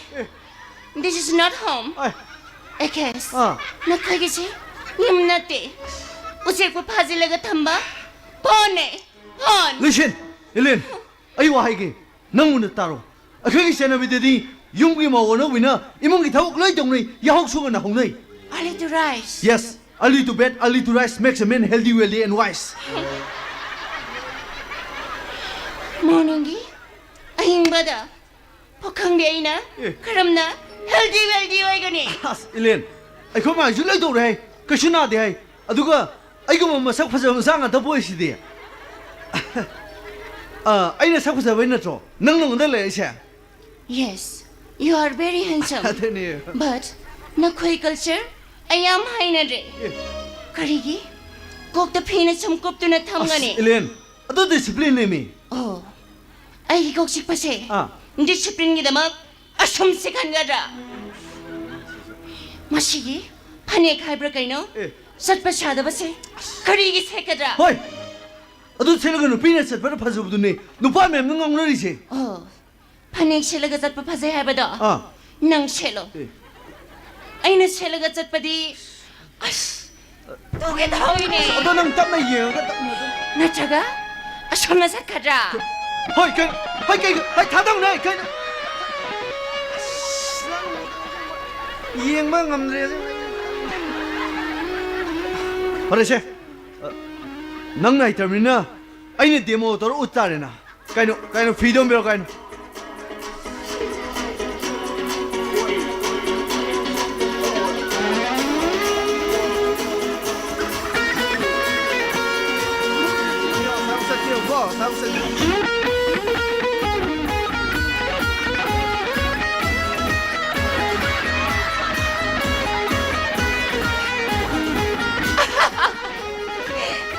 Hey, no man. Nangna kongrau shelaga satpadi. This speaker male. Oi. Panek shelaga satpa phase haibada. Che, nang shelo. Hoy kan. Oh, re dai ne si ba. Hey, kari shi tauroi. Oi. Manungda Ah. kongau macha sheli. Elen. Nang ya samudra ma ba na set pa dress so shina set pa yaroi mi nang ba. Shokran jabiti Michael. Miyai ba haibashi? Nungai ba pame? Hoy ba do. Aidi? Nang inamana pagi? Piju pija mangamloy. Hey. Kwalik wairam shingba? Impossible. Len. Aise. Yam na warabare. Ay mabukta. Nang yang yarabane. I don't have. Ay yum na satkane. Angasi? Yum na pokane. No, Elen, no. Ang polo ba matungda? No. Nang unay promise na harakane. Nang hakel. Hey. You're my sweetheart. I love you so much. Hey, I love you. Hey. Oh, father. 마친 생이 강대 생대 강대 바바 젠잘라가 I love you 하이로리네. Father. Ay iru luge tar mani. 이루시 낭라 마우라 루도리세. Ngasi nong ni di sakhum jai ne sangage. 사키디 나마나 로이크레. Ha. 마우와 모이비기 따루따나네 이루 마이타자라가 얌 하이즈닉 오늘 레요 하이브네. Oh, thank you, father. Hey, Elen. Nang iru jo hai do. Sak thum ba iram ne ni. Mo bagi na la le hai ba iram ni. Ada di ampare. Are. Ngasidi? Ah. Shebista sase. Sase. Irerese. Come on. Come on. 시비스테 이루이루 시카이나 하자라니 피반 마따두가 마이레는 뭐 따우테레 영내나 봐. Myron? Means pumpkin. Yes. My father says you look like a pumpkin. Kari ko mamatanda. Ikaw bang naibo? Amotpi? Tilay ko bihayre. Hawjik shu? Myron male? Pumpkin male hayre. Mashi? Ay binisal tao ba ne? Ay bikay ba pe ba ne? Ay yung dasal ka ne. Len. Ay thawningi. Mamne ko English olo sena mamon da puruk mana tro. Mi English kini mau no bina imogi thabak taw sak thumba phishup yam taw da sanadi. Mi honeymoon dum thanari bani. चलो honeymoon चक्कर sugar moon चक्कर चलो English की mean में बुद्धि stop ताऊ दबा सिगो मुझे पाम ने इंग्लिश कल्चर सो इसरो अमेरिकन कल्चर सो इसरो अमोट पचने पे दे पाम दे चलो लाइना लोना रखनी चलो Michael. ikaw bang nasa luhari ngayon da? Sa Laurasi? Ay ko'y yumda? Saning ba? Naning tauro? Na ko'y gimong siya? English son maloy Hey, ado, ay English pura all over ni. Nang hay do sundo male. Ay sisum lai dei. Ay father ki mo soi si do male. Kandi. Nay ada maler jigo. 야래 쏘리 뭐 쏘로야 Kadai sa kaduli ba no? Ay ma ay koi. Koi chalo hay ne. Kadai da? Ay ko'y yumda? Karigiya? As father nay da kai no gang. Atom ba? Ngak siya na gano ko. Sima. Mi ki mo sa se. Ay koi gam chana de da. Sana na napatan biyo. Imay giwata halos. Asyap kran jabe tip ay binangga? Ay kram nila minagani. Imo bima. Ay, yung stalay bangamloy. Holo daw bangamloy. Kaya mangang 야래 살로 야래 살린 거로 야래 Karigiya? 오 무엇 버기 Ha? 이루 자닌다 버기 만에 한번 고기 싹 도닝다 버기 피 쏘닝다 버기 Ho, asibo ka we English. Mo'y pabong ba English sa biyang pamja kiday niya? Ha? English kabira bro. 말 Kari, ibiyam hala. Ay giming Cebu Elizabeth ko kiday niya. My darling Elizabeth, kana yaman ako na kiday niya. 아이 nga sina nangon do in tainer ka ni ko ay nga siya Tingay tingmangam daga nasa kong nga tayo na gadaw, di ba? nangon tainer ka na tainer ni ay na mau sina sak toning dire ba iru janing dire ba si moy english ki sana bi oy gani haibada nangna english ki sana bi phara ora so mau ano bina taru taranda banu aite moy babong english ma sina thwe khar hai oda hai na mani na manipuri ya Michael, ay na hydra. Hey no. Ikaw bang nahay buwasi? Ay na pong nandyan masoy doon ay gani. Hay. Mo biyam na. Ikaw bukti, English son may ang napamani. Ay yung salay bangamloy. Ima. Ima na gino pino mole na ngangi dubo. Ado maram sa bro. Kariya? Ay gino pino nam TV da. Ima yo ka do sunate na. Kayo na naman ang angin sibo. Hema. Michael, yung ito, nangin naman na, ay yung ito, okay daw rin. Okay daw eh. Sa Laurasi. Sa Laurasi, okay daw eh. Ama! Imagi tomba. Naku imana haibu wasi mutatako. Miwe be koina. Yumdagi kong hek tangdo kiba matamda. Mapunsi edo. Aruiba haibu oigido ribuni. Nasil naw na kuya ni se. Imagi di tawai ni. Numitaying bugum yang jaribani. Imaw no piyeso. Nomo magi swede na magi gyanta jarakani. Nakoy. Imana haibu wasi tao ko imagi tomba. Ay di, nakoy nigi sebato bangamloy. Yung salay bangamloy. Nakoy, ahaloy ba singgidi? Landanda, ole shom. Nakoy gitampam, nakoy gitampam. Marang kain na lady. Ay, yung salay bangamloy. Michael ka kweni shu. Nung manataga nung madi. Ole shom da. Soy da nilay gani. Ay, nakoy gi sebato bangamloy. Michael, come on. You two get out! I had you two! You two get out! I don't want to see you anymore! You two get out! Imagi tomba. Naku imana haibu wasi tako. Naku itungde ala ninga makloy ni imagi tomba. Ikoy gi seba to bungam boy. Ay koy mo ole som de tamnya. Nang sway gi mayok tali mamini. Yare na ju chakro. Ay thandale horge yare. May babong wakala muktam na tabi ko. Ahal o silagla ba matanda. Asawa po na lamjing na chala ba di. Kudong ti bahay ba mapamaduda. Teng tami ka bluba na tanagkariso teng na rin. Nga sida na sasi nga se. Ingis mengi mataw maning tam na tamhalo bagi. Kang kong chabi imong nga mahay ba do oire. Masibo ay natugan ge hay na natugan kibro. Nasaan pa Manipura? Nasaan pa han Manipura yung may call yung ano so na takraga phone switch off daw. Sa gidar tamaw da phone tawi phone pa ro yakit. Manipuri laita handre ba kunaya duna nangay mapamasiyaw halaki man tao. May babong karigino. Adu wakal nungay taba mong utpiri ba dubo. Nanay ni bi ay hingli hay da sibo kaubira bro. Yung isano pa ato ang bas na no premium dalay sa krabaso. Sidri nadri hay bidi ako'y sukhangi. Aduga. Isano pa ahalado na Manipura chat kani hay da na chat kraga. Nga sipaw bumawa mapaw am tataba pangkida base. ꯃꯃꯥ ꯑꯣꯏꯕꯤ ꯑꯩꯒꯤ ꯊꯃꯣꯏ ꯑꯁꯤ ꯌꯥꯝꯅ ꯋꯥꯏꯌꯦ ꯃꯣꯏ ꯄꯥꯕꯨꯡ ꯌꯦꯡꯉꯣ ꯃꯅꯦ ꯃꯀꯨꯕꯨ ꯁꯦꯕꯥ ꯇꯧꯕ ꯉꯝꯃꯣꯏ ꯑꯩꯈꯣꯏꯕꯨ ꯑꯣꯜꯂꯦ ꯁꯣꯝꯗ ꯊꯝꯅꯤ ꯍꯥꯏꯕ ꯉꯝꯕꯤ ꯃꯧ ꯑꯩꯅ ꯉꯁꯤ ꯑꯃꯠꯇ ꯂꯦꯝꯅ ꯊꯥꯔꯣꯏ ꯑꯩꯒꯤ ꯂꯥꯏꯁꯦꯟꯁ ꯒꯟ ꯑꯩ ꯀꯥꯞꯇ꯭ꯔꯣ ꯍꯥꯠꯀꯅꯤ ꯅꯆꯥꯅꯨꯄꯥ ꯃꯣꯏꯕꯨ ꯆꯥꯎꯅꯕ ꯌꯣꯛꯂꯛꯑꯒ ꯃꯆꯟꯗ ꯋꯥꯍꯩ ꯑꯃꯁꯨ ꯍꯥꯏꯕ ꯉꯝꯗꯅ ꯅꯨꯄꯤ ꯃꯇꯨꯡ ꯏꯟꯗꯨꯅ ꯆꯠꯄ ꯉꯝꯕ ꯑꯩꯅ ꯑꯃꯠꯇ ꯂꯦꯝꯅ ꯊꯥꯔꯣꯏ ꯑꯩꯅ ꯂꯣꯏꯅ ꯅꯣꯡꯃꯩꯅ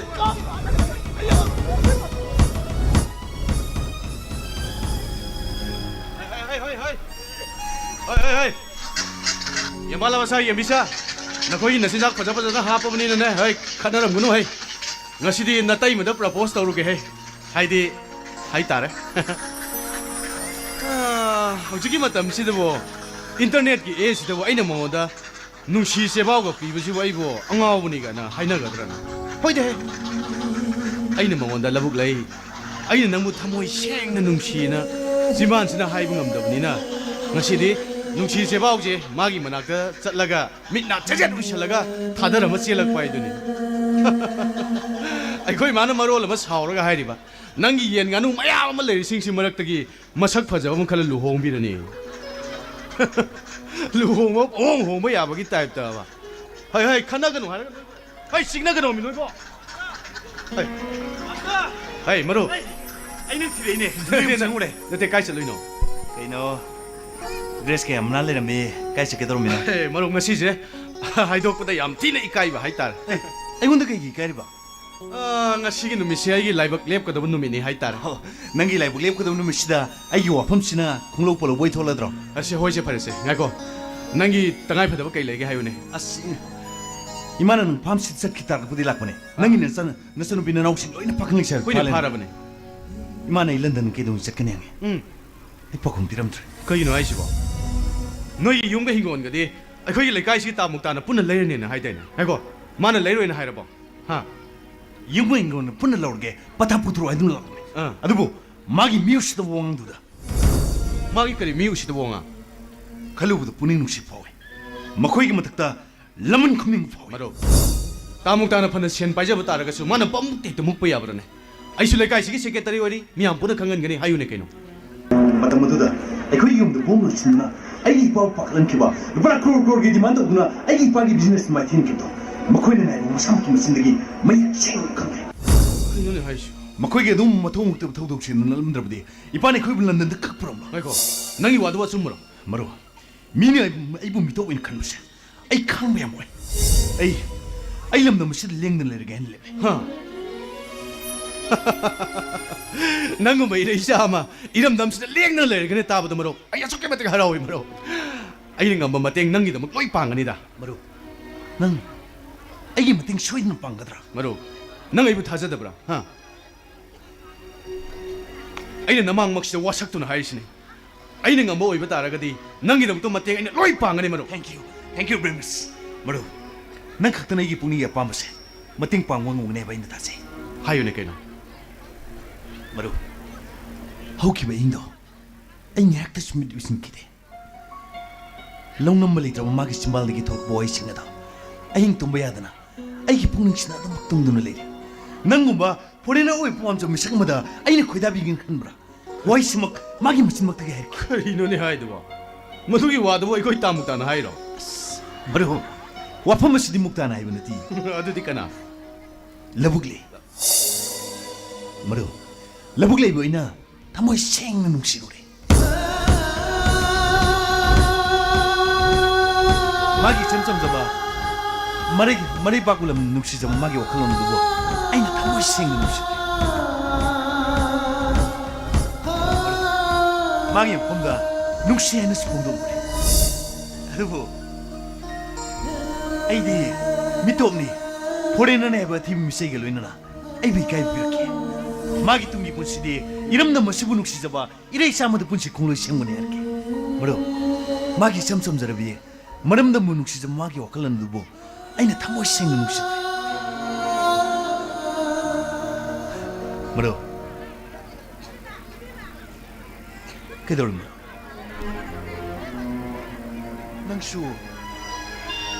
nangsu ai mating pangla roi khalab aina khwaidigi thajaribu nangna su aibu mitu oina khalab aibu lamdam sid lai ningdra nangbo hujik thongna phuna waskin dai pare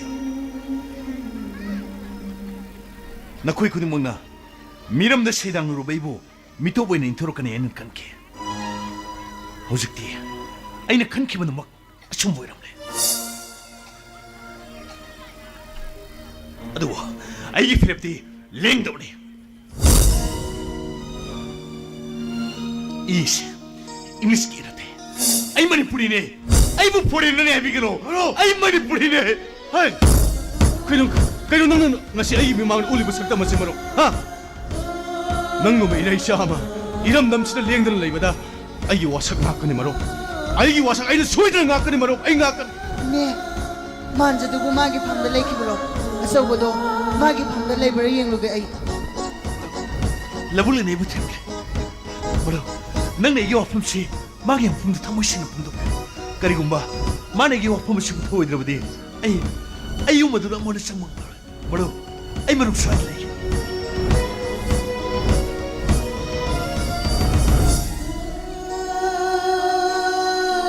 manja aso bola amra ngarangdo magi kada sak thamjira thamambani saramdi magi phondu ju thugai kheboi karigino hanglurabasu London ga pau phongna danabani hai akhoi baba nei ngon yam nangangi ai khungang dan kharge hai na lebli ma ga mutung narange khanba mala me chat khare mana laigada bu mafam da soi khang ado sida chakani hai ramadi phaidana khara khara ngau bura khangdi mi mana nang uraga yam ikai hai ma di kari kai bi hai riba ayor su ikai bam thokpan nang di yam khangina khangi pumnamak aiga tanamina khiba ngaktani nanga kari tanariba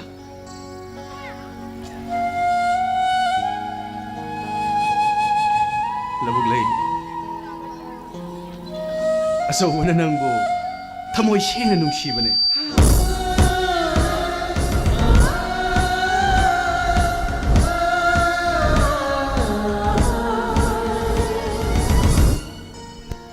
nungsibana ngauro mana ayon da phongdok lay aina su magi damta nangon da haijari nangna magi nungsibado yabiyo nangna magi nungshiba yabibada matam kuina manglurba irei sama aikhoi oiba phangadoribane labuk lay karigino adumna phagi toriba ai wasi phagi nati nang hairiba wadubu nangi thamoina yaningna hairiba wara aigi thamoina yaningba asengba wane aduga karigino nangi miruda pigi sel nairakliba labuk lay nungshiba haiba wahema simban sida phongdorakpada miluna pomga manajabam lay mal ngasidi aigi miluna pomse nungshiba ichau horakanu haiba yadre labuk lay nang minam gano aina thajai nangi miluda minamba wahai makuduna aigi mangda lepli haibase nangi miluna mayak seng na ingonda tak ai minam de labuk lay aso wase aigi angang pisak oringai gi sanamina rakhiba aigi khwaidagi nungsiraba maru magi apa mase nangna nareisa nungsiba makta boirabadi magi wahi khudi makta biho hey labuk lay mana mafam sida lai base moyi yum hingon yon balak panati nangina nakta lak pane manja nangna matam pumna makta hai tare hai khibado madumak sumladro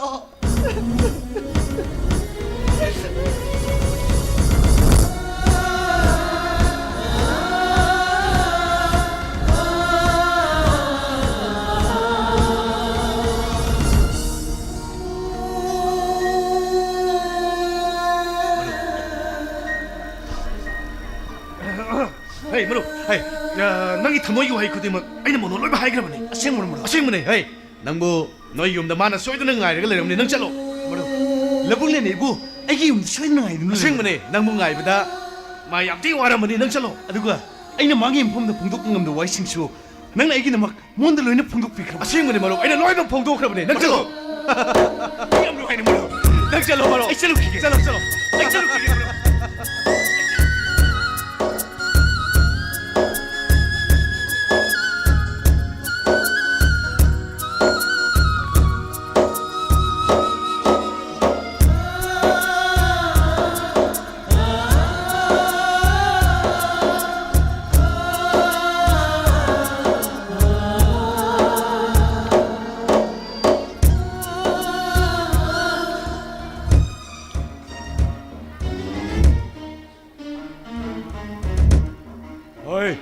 Aso ba kaile? Nang munang kasi? Aso ba kaile? Mala mi sakre. Kanay da? Madudi ay khangde. Hey!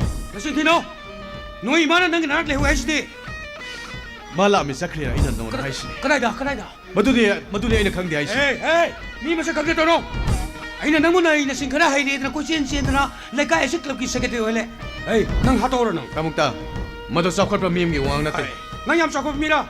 Nang kaya pi. Nang leira hatoro nang. Kamukta. Hausin matamse hui haudong mawda sak pukham amda punna saminaro matam. Khitang thuramda hanbir. Nang ingon yam yes abi nang. Hey! Nang nakok. Hey! Ayo berangkat. Masa, lupa kafe. Taruh betul.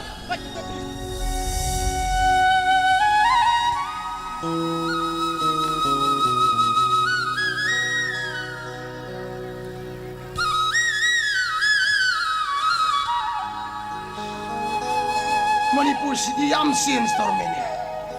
E koi gi lerek ni ka si man mo malu ne. Yam honga mene si.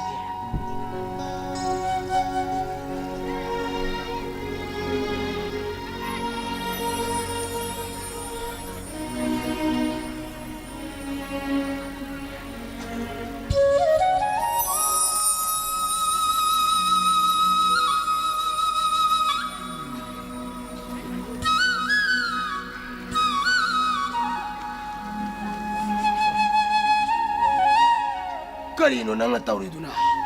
Labuk tasu khurumi uton waton pakho da khurumi dubo. Moy pabung yeng biu imalay bak landam Manipur se phazadra matam kaya uba phangani thazarudraba ngasi aeroplane lay mai da taramdai matamda thangjingching loktak pat sangai gi mayum kaibu lamjaw Imphal City gi phazaba kaya mathang urakpada pugning ase leita pham khanglakti kapning ba phawre Yare. Hore ne irian jana ne yum yora phamung de na khong sang na ting tho kapoko. Hai ma Elizabeth. tazaning deda aise ibem hal ima ipa na macha na pi ko hela heni haidena yam nung shina thon bi kheba mingong ne ibem hal hairi base Nang naramdam yore e na khatna ba phachana hore ne na. ho haure adugo moi pabung aina hazaga da buwa pham amana handa isano pa acho bo thi bala bo khongche da sidigi aidi amu han England ga han bangam zarroi ko Hoine ai di sanu pa phangbaga ma purga England han khini nang buna thana Manipur leiba ngam ja hore dro. karigi nga moi dori bano landam ase arei lekta tathok tasin tawdena hingmina ba landam ni haiba moi pabung khakkaw biganu ko Nang phachana aphau sare he nang ko. 사래 그누도 스모 통다 사우리더니 후이네 통간 레이도 후라마 상방감 되나봐 마땅 짜드나 파우 사기 하이드나 사리바 Isanu pa phangdring da ibani swai chung kai na ne se huja. 호 까이네 사리 하이즈푸네 그저 때야 사라바도 Nang bo bloke to bo sina pizza ba apum ba alu sarga Manipur lialo ba ngam matra ne nang ba. isna ku네 마니푸라 블로케 또 해바 마tamda 노 마tam미 마다 시 해비기 파우 모이 파부 무타 기벨레라보 Nang ko. 아 잉글랜드디 모 사이크스 무ಖ네 샘도퍼드기 유알 하바 수나미 라코다 미마빠이 마야마 스리버도 아이 이미야스 루저레 아두네 아이 아무카네 아이 잉글랜드가 하이마. 시비야. 이비에만 낭보 이비에만 나트라니 이비에마. 마네 아도 이니 시부 이니 하잉아 나트로 마니네 이비에마. 하이마. 낭대야 파자나 보니 생여미네 또 낭비야. 이네 아도 마말라루디 감다우리야 낭 마음 라루디 하고 까카타나 삿방감드레. 하이마 누가이트 나네다 니네 카라 하고 까카타나 잘리시야 또. 이네 아도 이비에마 nga이코. 낭이나 자누파 아한두디 라케 하이금수 다이네 또. 주미네 아이기 사노파 할 아서보도 마하나 머니푸르 삿크라바네 에코이 사노파 할기 마나타 라이브네 이네 보이네 또 노이보. 마락마락다 아무묵 라파 수파이니 이비에마. 주미네 nga이코. 카리보 Sida lepiba nupa sina nanggalak mina ba noy London ge male samacharo Yes, I'm from London. My name is Thomas. kari hari no mana loli me sinibi ma 보이네 마세 런던데기 니 아두고네 마이 마밍네 토마스 왜 토마스 Thomas ka we hai ba ko noy ge male samacha sidi angang sana poto mali ne sidia No, I'm not a toy. masi sumun yang cheladi masi jor che de ko joker to somali ne be masi dia I'm not joker. Mali. kari no ne be mana polo da loli su pepa pepa Ne ke shunate da. I am not a toy habedine. Ma se sanapot na te hai di ba. to di sana pona te hari mine Hoi ko hoi ne hoi hoi. phana bu nuk siri ne masin masa sina te na wa maro lol bodong na pepa ga lol da nuk siri ne se nuk siri ne I'll never come back again. So uncivilized. kana siba yaur ge ne be ma nangi nupa thom du bu lai khidra ba ne be ma Ne lady shidri yamna kalli dei ne. lamina dri badi kari ge du ga to Kay no ne kumdori shibo. Hoine, madi yam silam ganine. Sida laringe da sumadi hona ba yam kanja khibani ne. Chumi Ni na bom lang chan man ba. Sien khaiman badagi lai bangam da na sakhibani ne tra ne to ko. Ne. Ado to mina sum haina bada. Karibo. Noi ge male sagi lam du da di. Ato pa nu pa ga koi mina ba samina ba kai so hai di hai. Ado da nang so angangi sana pon man ba male samacha siga. Lagminari ba ori ni ne ko to. Kaide. Mai lamgi sanabi duni. ꯑꯩꯈꯣꯏꯒꯤ ꯁꯤꯅ ꯆꯥꯎꯈꯠꯂꯤꯕ꯭ꯔꯥ ꯃꯣꯏꯒꯤ ꯃꯥꯂꯦꯁꯤꯌꯥꯒꯤ ꯂꯝꯗꯨꯅ ꯆꯥꯎꯈꯠꯂꯤꯕ꯭ꯔꯥ ꯑꯩꯈꯣꯏꯒꯤ ꯁꯤꯗꯅꯅꯦ ꯄꯀꯨꯞꯇ ꯀꯨꯞꯁꯤꯟꯕꯤ ꯄꯪꯈꯨꯝꯗ ꯈꯨꯝꯖꯤꯟꯕꯤꯅꯤꯗꯣ ꯃꯣꯏꯒꯤ ꯃꯥꯂꯦꯁꯤꯌꯥꯒꯤ ꯂꯝꯗꯨꯗꯅ ꯄꯀꯣꯠꯇ ꯀꯣꯊꯣꯛꯄꯤ ꯄꯪꯁꯦꯗ ꯁꯦꯒꯥꯏꯕꯤ ꯄꯪꯐꯥꯠꯇ ꯐꯥꯠꯇꯣꯛꯄꯤꯅꯤ ꯅꯠꯇ꯭ꯔꯗꯣ ꯑꯇꯣꯞꯄ 이네부 그다이 사피루리브노 이네투 아사 타크르스 야우리예 윰다 살라가네 마하우 땅비 코이네 너희 하나 상가모 하. 말레이시아게 와리수 카라 따닝이 미네 또 아도 kumsi세 ꯑꯩꯈꯣꯏ ꯂꯩꯀꯥꯏꯁꯤꯒꯤ ꯍꯤꯡꯍꯧꯔꯤꯕꯤ 이마나비 카라 하우나라가 타발라마 땅디 송시라이나 시엔 카이바 톨레이 미네 또 하이마 그이노 하시부 이네부 타본 송부 웅암키게더러 kumsi 디아로이 보이나 아묵땅 트라이 톡시라이나 칼리 미네 또 자자니 아도 이봉아 낭수 마땅 카라 라이 코코 타번 종바 야우코 ꯑꯩꯈꯣꯏꯒꯤ ꯗꯤꯅꯦ ꯊꯥꯕꯜ ꯆꯣꯡꯕꯗ ꯈꯨꯠ ꯁꯝꯅꯕꯁꯤꯅꯅꯦ ꯆꯤꯡ ꯂꯥꯎꯕꯤꯔꯣꯏ ꯕꯤꯅꯤ What? ꯑꯩꯕꯨ ꯊꯥꯕꯜ ꯑꯩꯈꯣꯏ ꯂꯣꯜꯀ ꯉꯥꯡꯉꯤꯅꯦ ꯇꯣ ꯁꯤꯗꯤ ꯉꯥꯡꯕꯅꯤꯅꯦ ꯉꯥꯡꯕꯅꯤ ꯅꯪꯕꯨ ꯊꯥꯕꯜ ꯆꯣꯡꯕꯕꯨ ꯍꯩꯕ꯭ꯔꯣ ꯍꯩꯔꯝꯃꯣꯏꯅꯦ ꯃꯁꯦ ꯊꯥꯕꯜ ꯆꯣꯡꯕꯕꯨ ꯅꯪꯕꯨ ꯍꯥꯟꯅ ꯎꯈ꯭ꯔꯕꯅꯦ ꯎꯔꯝꯈꯤꯔꯣꯏꯅꯦ ꯁꯦ 나네 땀비게 얌 라이브니다 콧도 빌어 세 땀비게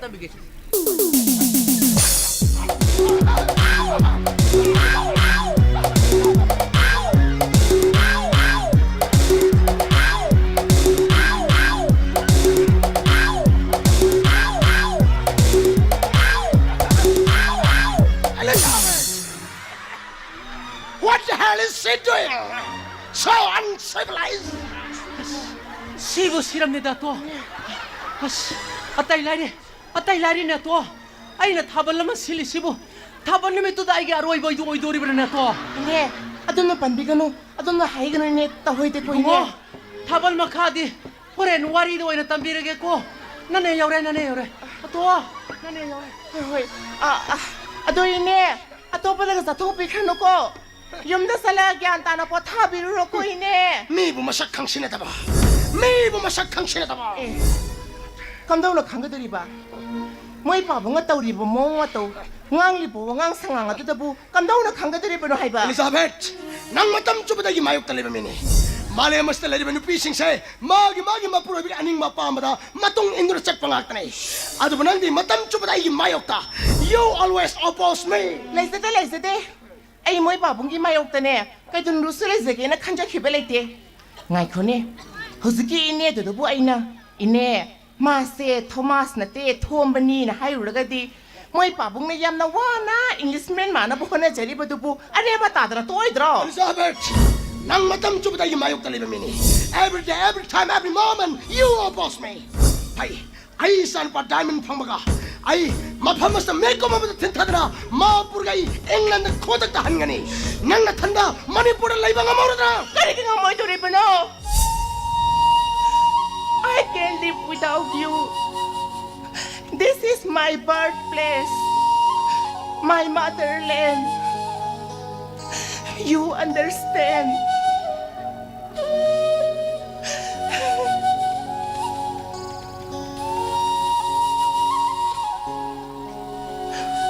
Elizabeth, nang di ay ꯑꯩ ꯌꯥꯎꯗꯅ ꯍꯤꯡꯕ ꯉꯝꯈꯤꯕ ꯌꯥꯏ ꯑꯗꯨꯕꯨ ꯑꯩꯗꯤ ꯅꯪ ꯌꯥꯎꯗꯅꯗꯤ ꯍꯤꯡꯕ ꯉꯝꯃꯣꯏ ꯌꯦꯡꯉꯣꯏ ꯑꯩꯈꯣꯏꯁꯨ ꯃꯅꯤꯄꯨꯔꯗ ꯂꯥꯛꯑꯕꯅꯤꯅꯅꯦ ꯑꯩ ꯅꯪꯒꯤ ꯅꯃꯤꯡꯁꯦ 이베말라나 까오르게 낭수 응원다 다 톰바나 까오르 까이드래 하우지기 한우비두나 타발기 와리 빨라가 타이나 빠캉 레사비 오링에기 타발기 와리 닝싱에 인해 낭나나 하와이 너희 레까이기 타발 종보다 다 톰바 아이코야 왕 레까이기 타발레 마이 밤비유 하이보다 아이나 페트롤 맥스가 빵키버도 믹싱에 이네 아이나 마이 빵마 마tamda 나는 나마나 비싱이 마망다 나마이 파우라 목박사키버도 아이 까우드리네 그리 너희기 나시에 톡비 너희기 마카 탕바다 레이비 아 인드르지니 하 마도 왕사위더라 하 아두고 낭수 왕이더라 아왕비 너희니나 오에게 옛가 빠르가 타발 송보다 노인이나 콧 하이리바 콧인기 아이나 콩 레이박 따다바도 마야암나 톰바 빠이레 아이나 시슈 까우드리네 하우지기 한우비도 안디 오이레부 히트 깔리해 파레세 나와이네 빠캉 레이사비 오링에다 낭나 ing원데 눅시나 까우자키바 다 톰바 하이바 밍도 ngasi na ho na taningi nung si nung ta kauro ong ta ta jage saktas nung di nung sikidre len hong lai bo ta sa ning tau bune ong ta kauro kai do ga kau ba tara ne ai bo sene ta thom ba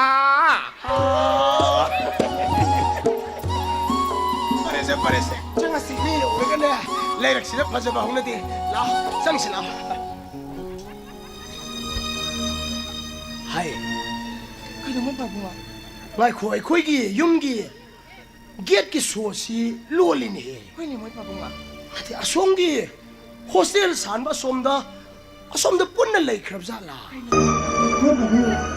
yum ingwan yum ni kai na hai ba do bu ta seng mo gi yon khra za do maduna tasengna yolam bo erga di ai ning ma thunge dana kai na hai bi li bu aduna tadana manipur irang phabalam nate isanu pa phatanung da thong gadra ba ba bu aduna pandido aduna pandido बेमा आई सोम दरे जरे ai koi la ai koi yo re aduna ta da bu ngai zere mi mi ta da adu ta da isanu pa hala so bu ka dom da le kige isanu pa ha ta da isanu pa hala so बेमा ta da gate की show का causing की show ने सिंग the Paschen बियोसे छे सिंग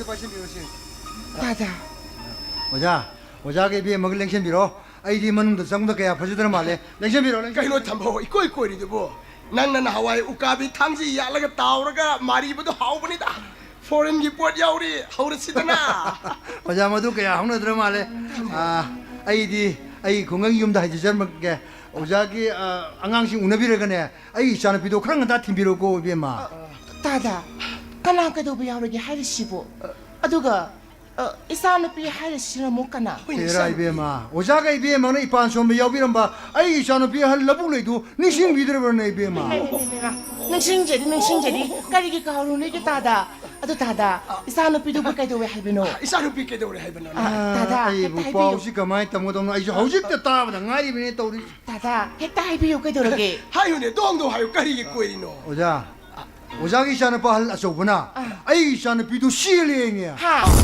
Siapa?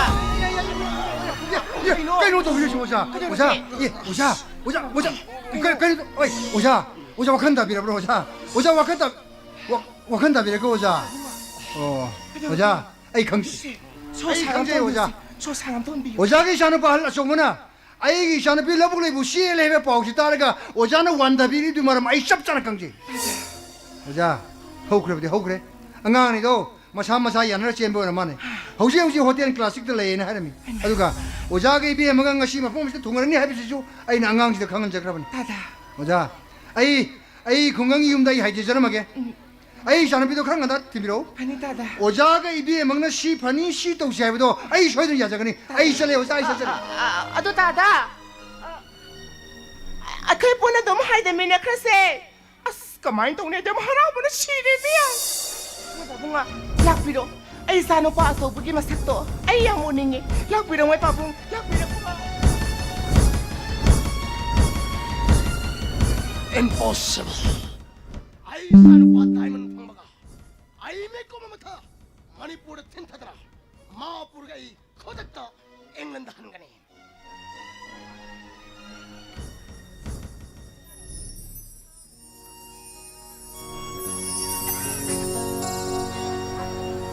Moinina lay ka to bo. Karam. Oh, sure malin. Asawa. Maro. Nanta tholok. Maro. Asawa.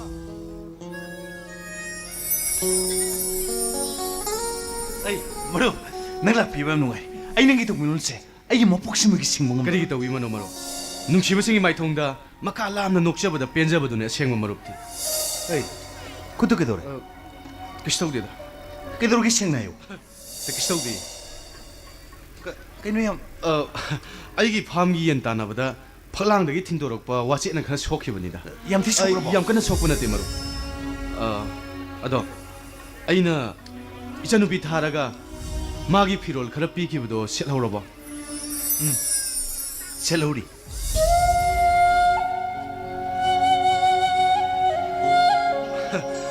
이마가 바봉가 순간시 6개월이 아이도나 마음은 이건다 땀에.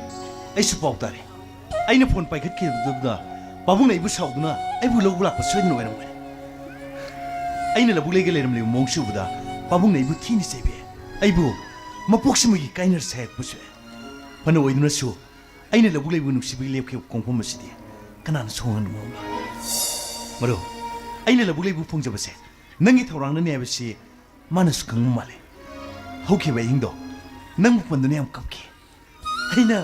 아이나 능 거루 스라이브 마tamdadi nangunda pon pirogumsi nuaina potazarasno irki. 아두무 마나 하이버 마로. 하이키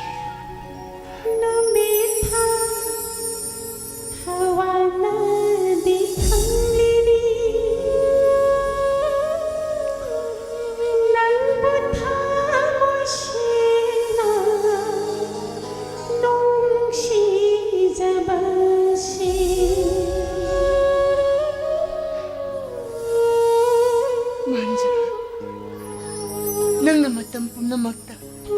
Hay tare, hay kiwado. Masimak sumlaban na tro.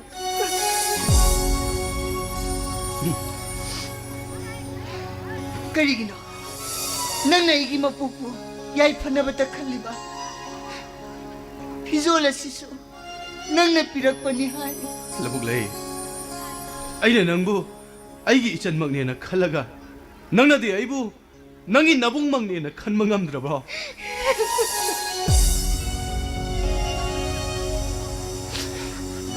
Kalay, ngasidi, ibong saklaban na hangna, nasalay mo pupo. Yay paro, ay doon na manggola mukta di pibira mo. Himanam purabi nanggisamlang na lonely hambal mandi may pongsi.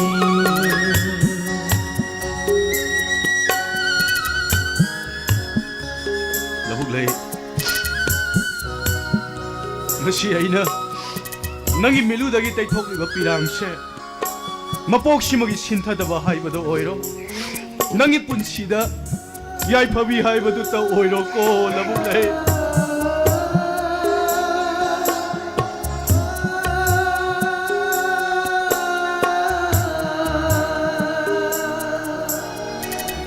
Maru, ngasidi nangi visual tan lighting labi Manipuri ningol maka sangdam na biaba atu paningol amata ay miss to okay Maru ay gila buglay siya lang na mayawag na siyam-siyam na fazay ko Maru Maru nang na isam-sam na fazay ko haiba wahido mapoksimagi lengdaba wahi haibado oyo ko Maru imaga pa bunga na noise na leori endo tamuge ko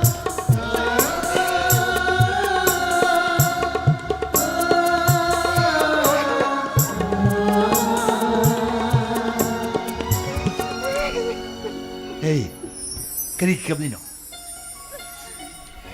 Ay di, nang nanokpa kita ba yung jab pamjab ni? Si, ang tanong siya. Yes, Diamond. He's my son. Papungoy lang man. Okay, okay, room number 12. Thank you, thank you. Ima, Ay, ang naman pamilya sana may bilis sa kayo ha. Ako si Michael na nang England na hanggang dami lang. Ay, kamo na! Ay, kamo na! Kaday no, imaw na bihay mo mo kaday no. Ma. Kaday na ma.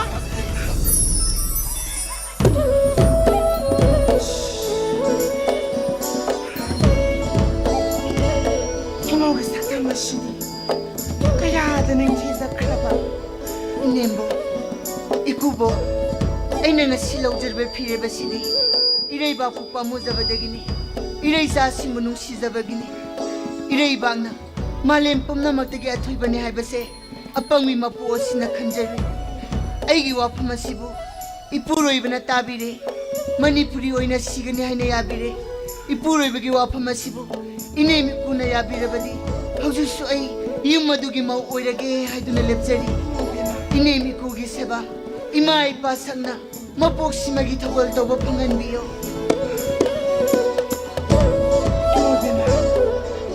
Yare. Nate, ay wakal sa onar. Nate, ay lao, na ako si Michael na England na hanggang dami lang. Pamo, nasabong nga piyo. Ay, mapos sa magilandan na halaroy ni Lepsat. Nang halaroy! Isada na te, ay so halaroy. Nang so halaroy! Halaroy! Nang halaroy! Halaroy! Nang halaroy! Oh, sunghan he halaroy. Ay so halaroy! Uy, bago nga. Imawagin tawgalon na ipil. Landan ni Mauna di, ay ko ay tawal daw mga mahay, ay ko ay mo oles hom na tam ni hay. Manipur gi Mauna di, mama mapa sang na tawgal daw sa hay. Asigum laba, may tayo nupi pajabat sa nabiyo si Ururaga, England gi sa nabiya da, ay na kalor ga tukat chay, ka! Uy, bago! Amok tagay biko. Moy papung na shit kay na kanbiri batin na do. England gilay maida na te. Imale bak Manipura sigilay maida ne. Tin na do amok tayo sinbiyo. Adoni da na. La, nakoya ni bu, ay nalaw sila ba nila? Ay, inay bak iram nam nagihen ba amamuk layram dre. Ay, Manipuri English na te. Ay, Manipuri ne.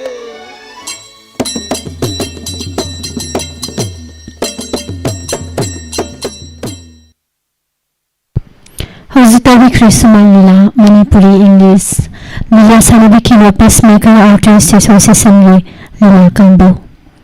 Tham Sanok Saliba से 90.0 MHz दा Sanok Saliba वहाँ radio मली diamond TV की मखमत होंगे tham Singh हौजे यहाँ की मतुन बमो evening newspaper update live phone programme में मथांग tham सरी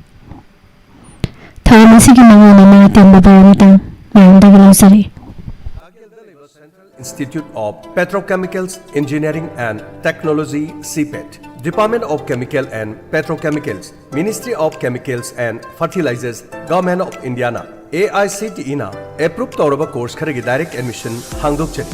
Coursing adu Ahanbada Diploma in Plastic Technology, DPT, Anisubada Diploma in Plastics